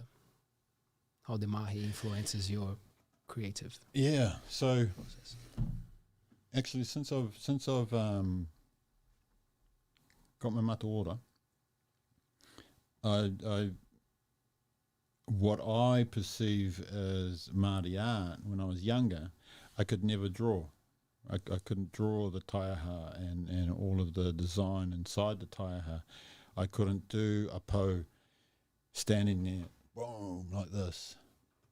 I couldn't carve it, you know, like the actual. But now I can. I don't know how that happened, but I truly believe it's because of this. When I do certain pieces of artwork now, for instance, there was one that I did, it was a really nice big piece, and it was based upon sitting in a space with whānau who are in a dark space. So in this picture were these huge mountainous waves from below and above, so it was the currents of, man, this is what life is all about. It's turmoil. It is all over the place. And then in the middle was calm, was the plateau, was where they had either come from or where they needed to go. And so, yeah, working in mental health and talking with whānau through it every day, it's like it just brings out these pictures, and it's like, man, that's a story to tell. In fact, I've got another one in my head just the other day, which, yeah, one day it'll happen. Oh, kia ora, Janine. Kia ora. Thank you. How old were you when you sold your first piece of art? How old was I when I sold my first piece of art? Okay, so it was a bone carving. And it was, oh man, wherever the camera is, it was, I don't know, about as big as a mobile phone for those that can't see it. And it was a whale. And the head of the whale was at the top, and it came down, and the tail curved around and folded across its back. The person that I'd made it for, it was actually a gift, but they ended up giving me some money for it, and it was like $30 back then. When I was walking down Queen Street, because whenever I made a bone carving, I would wear it as the artist. I'd wear it so that I could be part of that before I gave it to whoever I had made it for. So I was wearing this piece and walking down Queen Street, and this Japanese gentleman approached me and pointed and went, "How much? How much?" I said, "Nah, bro, not for sale." And I would have been 17. He goes, "No, how much? How much?" I said, "It's not for sale." "No." "Oh, $500. "No, it's not for sale." And he just kept going up and up and up, and I just went, "Nah, I'll do you one, but it'll be different." There you go. Okay. So, and then sold him one. I actually sold him 3. Cool. So when you made them, did you use? So my brother used to do some bone carving when he was a teenager. Yep. But he had like acquired, which he never returned for the record. My uncle's. No, he was on his deathbed, and he was like, "Ask Phil for the Dremel." But he had acquired a Dremel. Yep. And he used that. Did you have like a Dremel? Did you have that back then, or were you like just straight like files and sandpaper and junk? I wasn't rich enough to buy a Dremel, bro. Well, we weren't either. We stole it off the uncle. That's right. Yeah. Yeah, I don't think we had any uncles that had any. Yeah, fair enough. No, I used to use files and knives and just try and scrape as much, just work it as good as you could. I did used to, because this was, the first time I ever did a bone carving, I would have been about 8 or 9, and I remember going down into the shed, and I found this bit of bone and just grabbed one of Dad's files and filed a dog. Right. And it was like, yeah, man, look at that, and it's a dog.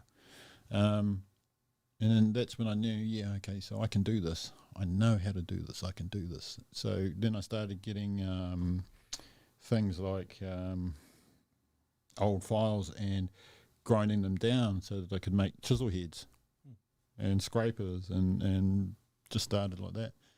And then when I was rich enough, I bought a Dremel. The truth, eh? And then it was just, man, this is choice. Just along those lines too, I'm about to head up to Stony Bay for a second wānanga to learn how to make stone tools. Oh yeah. Yep.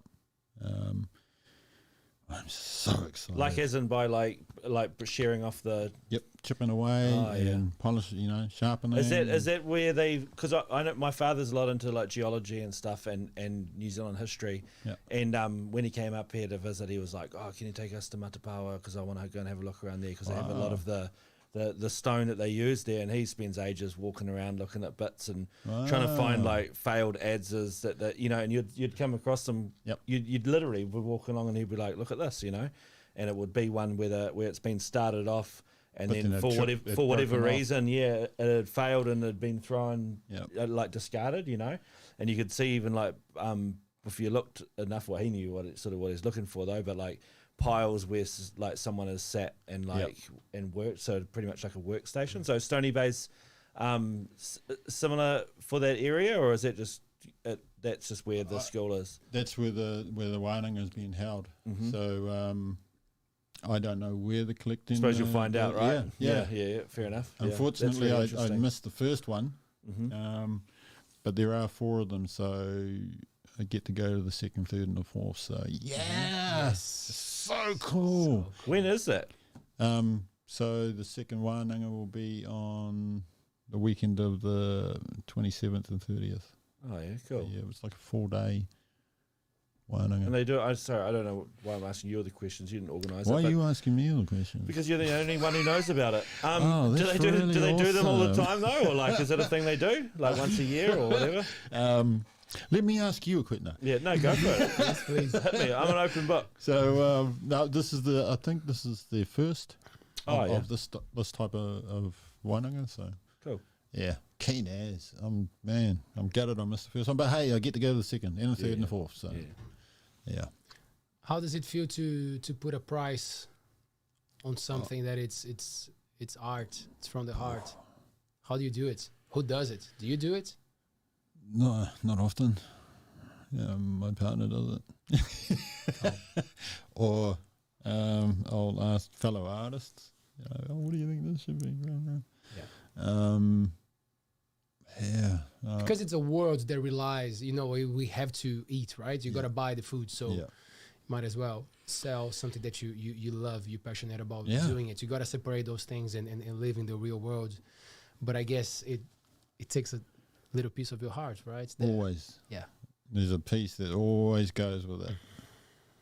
But in saying that, it's the beauty of seeing, for example, you got 9 pictures up on the wall, and you'll have, in a day, you'll have 30 people come through, and out of those 9 pictures, you'll know which one really wants it, because they'll keep going back to it and going back to it. And then you think, I wonder if they're going to buy it. And then they walk out and it's like, okay. And then you sit there and you talk, and then they walk back in, and then they look at it again, and it's something that, and it happened where they kept going out, coming in, going out, coming in. And she said, well, actually, it wasn't until you told your kōrero of what it meant, and it was the one that I was talking about, the waves and the plateau. I related to it because, we can all relate to a bit of this. And so they ended up walking home with it. To me, it went to who it's supposed to go to. Simple as that. And if people come in and they see something that, I think it just, they know what they want. So they go, I'll have that one, thanks. Nice. Because that one's dumb, but this one's cool. Where can we see your artwork? Where can we access Roimata's beautiful artwork? So I have a very awesome darling at home, and she's been working on a website, and we're just putting together a collection at the moment. Some of them are dated back a bit, and some of them are quite new, so we're going to have that coming up very shortly. So keep an eye on that space. Instagram is a good space to find you, to have a look at your artwork. Once it's up. Yeah. Which and it's happening. It's been happening slowly, but it's happening. Yeah. Do you feel good about the online exposure, the way that things are changing and everybody's there, and some people are selling NFTs? Have you even wrapped your head around that? No. Nah, my head hasn't even been in that space. Good on you. And it actually didn't make that much sense until you just said the change. It is about the change. Appreciation is changing, towards arts, Yeah, because my take on it. Well, I mean, I've been a member of the Artiscape and the 10 artists, and We didn't have the art escape this year because of COVID. We didn't have the 10 artists this year because of COVID. We are looking at, last year. We are looking at this year for the 10 artists. There are a few little windows of opportunities, but at the moment it's not going to be the same. And until you said the change, maybe that's where we need to be going, is to Instagram and online and, which, it's always been an option, but it's becoming a reality. Yeah. You reach more people. That's a good thing. That's a great thing. Yeah. I just don't want it to become I have to do it. Yeah. As opposed to just doing it. Yeah. I think then if it ends up being like that, then it'll just be like another job. I have to do this now. Okay. Whereas at the moment, open and free, just like lyrical smashing. Right. Creative process, the creative mind, the moment that you sit down and look at the piece of paper. Yep. Super white, looking at you. Yep. Super white. Like, okay, do me, man. Yep. Do me good. Yeah. So, do you visualize it? Do you have an idea? You do a lot of, how do you say, the thing before the art itself? Sketching. The sketching. How does it happen? So most of the time, I do exactly this. I sit there and I go. Oh yeah, we're gonna get something now. And I go, okay. Try again. No, not working. Doesn't want to draw. No. He doesn't want to draw. Oh damn! What about the other pen, Papa? Papa. And then it will. I really like doing the big ones. Yeah. Because then Nah, fuck you. I didn't go to the toilet. You guys are such scammers, man. We've been so patient with that pen for 10 shows.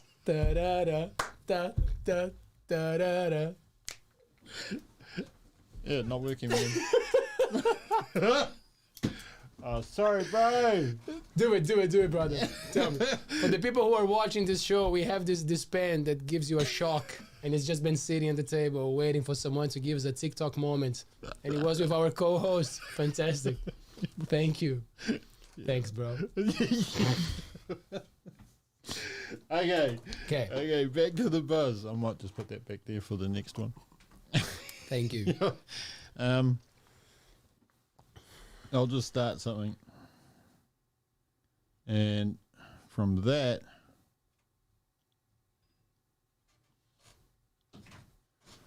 that will take me into the final. There is no sketch. There is no beginning, middle, end. It's just from that it'll happen. It'll start telling me, nah, man, this, okay, awesome. Yep, got ya.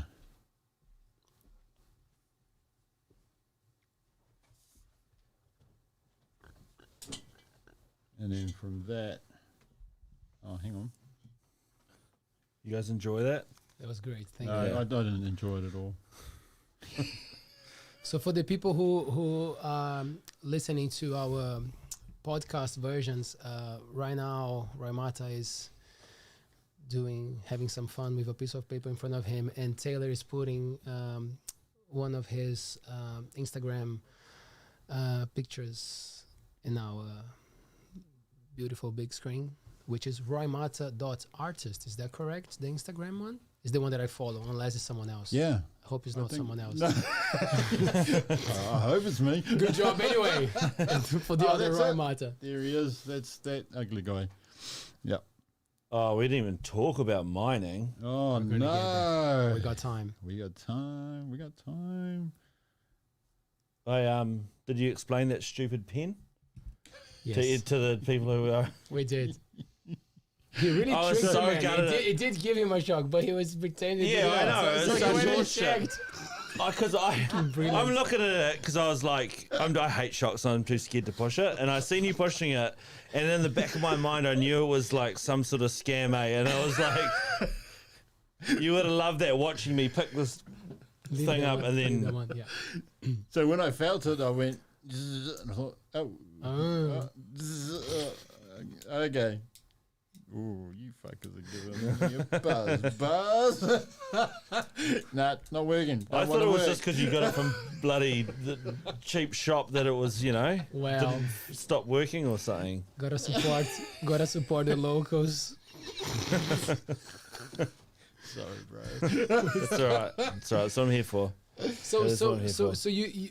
you go from something that just starts in front of you, and then it evolves. It just tells me just to go there, do this, go here, man. So do you do your thing? Do you go for whatever you feel like doing, or you are also taking jobs? If someone comes to you and say, oh, I have an idea for this and I need a design or I need something, do you also do that kind of stuff if it's something that you like? Not particularly. Only because I've done commissions before, and some of them are still waiting for them, and it's like if it I can't make it happen, it's got to happen. Yeah. So rather than somebody saying, oh, I need this and that and this and that, can you do this? It's like the best way I can do it is, bro, you tell me a story. Give it to me in a story. If I hear the pūrākau from you, then I'll be able to draw it. But don't give me just this. Yeah. And then put it together. Yeah, I think it's the best way I can explain that side of it. But yeah, it's going to take me like days for me to... It's fine.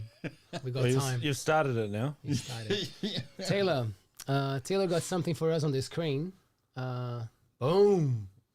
Boom, motherfucker.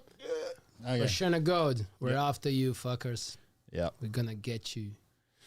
What's up? What's that, Roimata? Dig this. Oshana God, Roimata, youth worker, Kuatunu, showing his beautiful middle finger to the camera with a fantastic smile. What is Oshana God up to? So there's a myth around the Coromandel that mining's never going to happen. They came here in the 80s. I don't know if it was Oceana Gold, but definitely gold mining companies came in the late 70s, early 80s to dig holes in our whenua,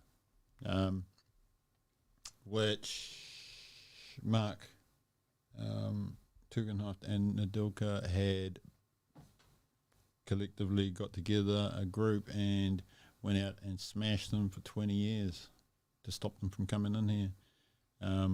Fortunately, they did. We stopped mining. Who owns the land that they go after? Ooh, we gotta laugh. Yeah. Who owns? Drop the bombs, man. So some of Drop them it. are private owners. Obviously, people. Yeah, man, come on, Do make your me thing. rich. And some of it's dock. What is DOC for the people who Hang on a don't know minute. what is DOC? Just got to make sure that I'm allowed to discuss this. Department of Conservation. Department of Conservation. There's a lot of land that out there that is being looked at, and it's public land. They're going in to drill it, mill it, do whatever, but they reckon that their techniques are safe and environmentally friendly. Bullshit. That's where I wanted to go. For people who don't know the damages or whatever, like they might think that they know what they're doing. Yeah. Because if it's something that is legal and there's a paper and there's a contract and there's someone checking, it feels like it's okay to do it. Why is it not? Why is it not? Okay, for starters, gold is in the ground for a reason. Is it what? I'm sorry? It's in the ground for a reason. Right. Like all minerals. I was asked the question, why is it that the Māori never used gold or crystals? And I don't know how true this is, but my thinking would be, and this is what it's telling me, my thinking would be, because one, gold is, you can't eat it, you can't make tools from it, you can't build a waka with it. Crystal, you try and use it and it shatters. I mean, they look pretty, but they're in the ground for a reason. It's like taking some of your tissue out of your own body And use it on your neck. and use it on your neck. You know? It's not the right place. Yeah. It's like taking a piece of your liver and putting it on a ring. It's in the ground for a reason. Things like basalt and all that sort of stuff, it was everywhere. Pounamu, that was worth more than gold. So, yeah, I don't think Māori ever thought, what's that yellow, shiny stuff, whatever. But Oceania Gold, you know, they reckon that they've got these new techniques of mining. Yeah, cool as, clean as. They go underground, you know, you don't even see it. Who knows what the vibrations of their drilling is doing to the whenua, is doing to the ngāhere above, is doing to all of those creatures that live in and on that whenua. You know, they could be a mile deep, but it's like the motor or the propeller on a boat sending out the sound. Boom. Can you imagine what the fish and all the ika in the sea are hearing? You get a vibration under the ground all the way through, and you don't know what's happening to them. You don't know what's happening to all the creatures. So, yeah, they can go and harp on about how safe their new technologies are and their new techniques, but at the end of the day, they're still drilling our whenua, our land that we treasure, not just as Māori, but as a whole, New Zealand, where, you know, it's a treasure. Why are we destroying it? Well, cha-ching. Yeah. So that everybody can wear beautiful bling-bling around their neck, whatever. Yeah. Yep, cool. Okay, so they use some in the phones and the computers, whatever. Then why do you have to dig such a big hole to get that much? Oh, look, there's some gold there.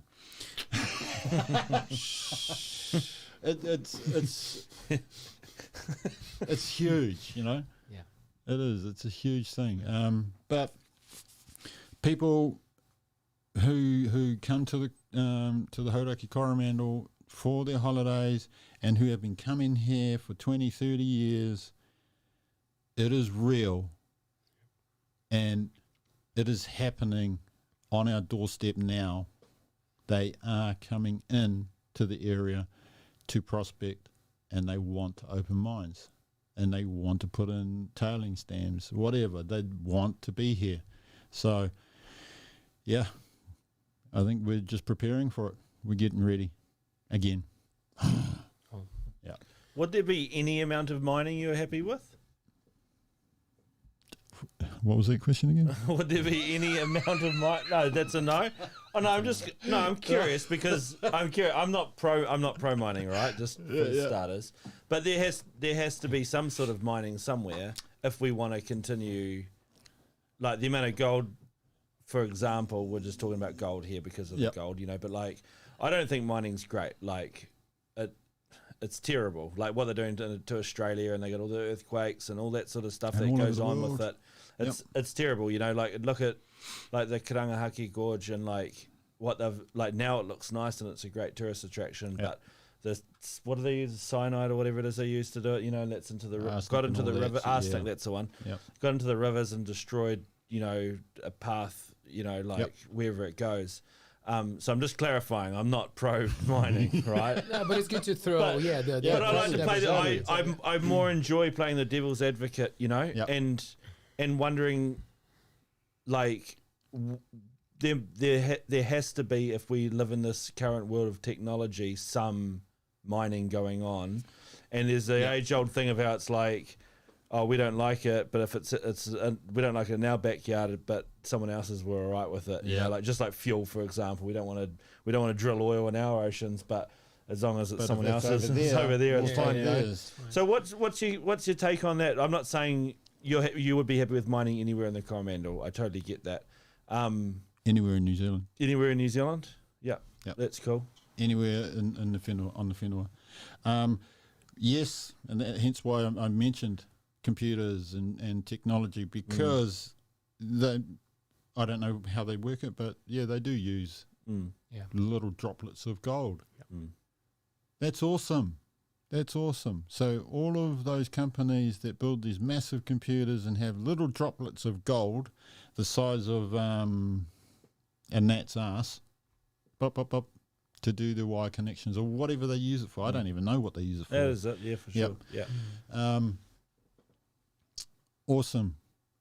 Get your pickaxe, get your little brolly, your barrow, and your safety hat, and go and dig it yourself. Don't go fucking taking machinery in there and ripping up the whole whenua. If you want the gold, then go and dig it for yourself. Don't you don't need to send in a company that only gives New Zealand a certain, and it's only tiny little percentage while they take home a big package and then leave us the shit to look after for the rest of our lives. Because they're like messing up Waihi and stuff like that, aren't they? That whole town's pretty crazy. What the harm done by those open cast mines, whatever they call them. It's ugly. And it's just a big hole. And, Waihi's just, there's pits everywhere.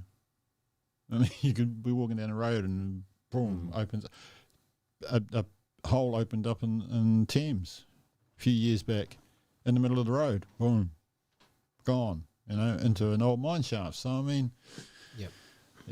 why? My question would be, is it worth it, really, just for the bling, just for $1? I don't think so. And if mining could be just wiped off the planet, that'd be awesome. Oh, would make do, eh? Yep. You know what I mean? Would be like, oh, well, we're going to... We never had it before. Yeah, we'll have to melt down our rings for our gold connections or whatever. Gee, what a bummer. Yeah. Hang on. How many carrots you got around your neck, horse lady? Give it here. Let's melt them down and put it in your computer. No, but it's good to ask the question, because otherwise it sounds like, just... No mining, no mining, and it's like, all right, I've got to make sure that the message is right, Sounds good. Yeah. Thank you. You guys are doing a good job explaining. Well, I mean, I hope I explained something. Yeah. At least got people interested to go and find out more about it. That's what we're all about. We don't have to break all the concepts here. But to give a overview, and then people can go and. And there's a lot of people out there that don't know. Exactly. They don't even know that this is happening. And then when they read the article in the Seagull, the one before this issue, there's been a lot of comments. Wow, are they really? They're really doing this? And then in that article was a map of where the prospecting sites are, and people just don't know. Because how would they, eh? Yeah. Like, how would you know? You don't. Like, someone has to do the research and look through the governmental papers and find the whatevers to find out where it's happening, Yep. And unless you're interested in that sort of thing. Appears. Oh, okay. Oh, they're gold mining. Oh, well, let's go on to this site. If you look and you go, yep, choice, and you find it. But if you don't know, you won't go anywhere. Yeah. And just to put something else out there about the mining. So we learnt quite a while back that there was a thing that came out, shut the gate or lock the gate, right? And that was about not allowing prospectors to come onto your land. So the gold companies were going around and asking people, oh, you know, is it okay if we go and dig a few holes in your land just to have a look to see if there's MRI? If you allow them on your land, then and they prospect and they find nothing, they'll leave. If you allow them on the land and they find something, they'll leave. If, say, 2 years later, they come back, or you come home one day and all of a sudden there's a rig on your land because they're mining, you cannot take them off your land because you allowed them to come in under the prospecting. Therefore, they are allowed to come in any time. Oh, so like vampires, really? Like you invite them in the door and then they come and go as they want. Yep. If you sell the land and they come back, the new owners cannot take them off their land because it was under the prospecting and they will mine. Just thought I'd let that be known. Thank you very much. Yeah. Thanks, government. Yeah, thanks. Thanks, mining companies. Good job. Hence why we fought you the first time. We could be here for hours. This is so much fun. But I'm gonna finish with I want some reflection on something special here. Every time we catch up, every time we see each other, you bring the light. Like you have this light around you, and there's this positivity. there's this good. I always tap into like the energy of a place, the energy of the people, the energy of the land, and I think you got a pretty powerful one. And I don't know, I'm sure you go through your struggles and your shits as we all do, but you keep that thing, you know, like another day, here you go. So how do we do that? Okay, that was not the question. But what are the things that you tell yourself or you pay attention to make sure that you're balancing things? If you have to give someone young a tip or even someone who is going through some hard times as we all go through, would you have something to share?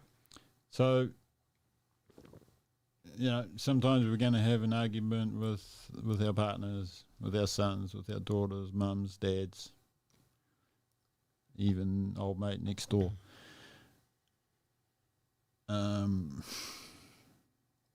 When you do, just think about what they're feeling. Think about your actions and how your actions have made them feel. And ask yourself, being such a fucking twat to my darling, my brother, my sister, my neighbour, my mate, has that really given them a smile on their face? Because if it hasn't, why should you be wearing one? Because you're a twat.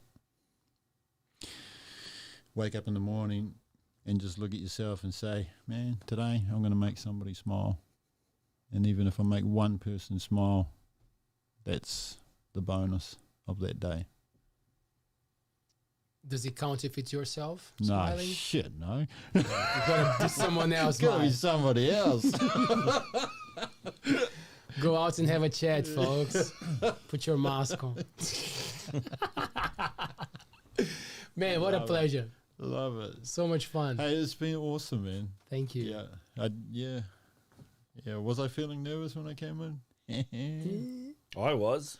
I was. But no. Cool. Thank you. Thank you, man. It's been really awesome. So Instagram, roimata.artist. That's a good way to get in touch. Yep. That's a good way to find out more.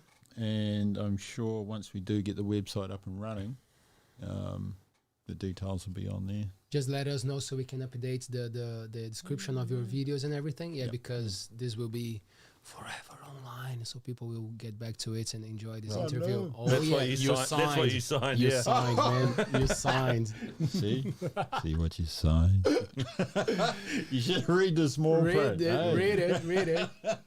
Awesome. Brett Soanes, Hello. getting better and better, eh? Oh, I don't know about that, but yeah. Thank you so much. No, thank you. That was a cool chat. It's a pleasure meeting you. And you too, bro. Thank you. It was awesome. Roimata, I hope to see you again here, man. Yep. One day. We'll do it again. Yeah. Thank you so much. Yeah. Thank you.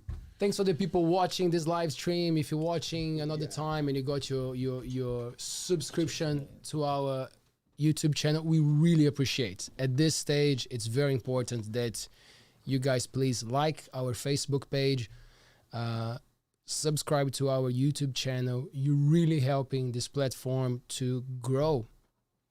We want to keep bringing interesting people here. We want to talk about relevant things to our community. And at this stage, we're very honest about it. It's Taylor and Leo putting the money, the time, the energy, and the effort into this. And I know that a lot of people out there are keen to support us. So at this stage, it's very simple. Subscribe to our channel.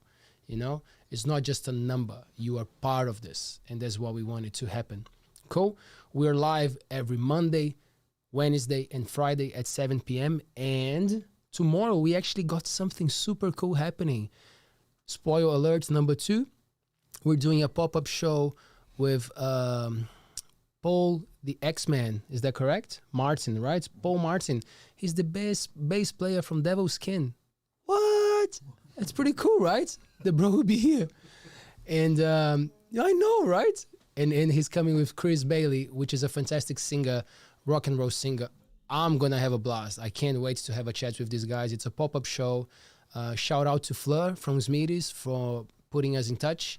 So if you are cruising tomorrow at 7 p.m., enjoy the show. If you are not, it will be in all the podcast platforms and on YouTube as well. So support our page. Thank you so much for sticking here with us.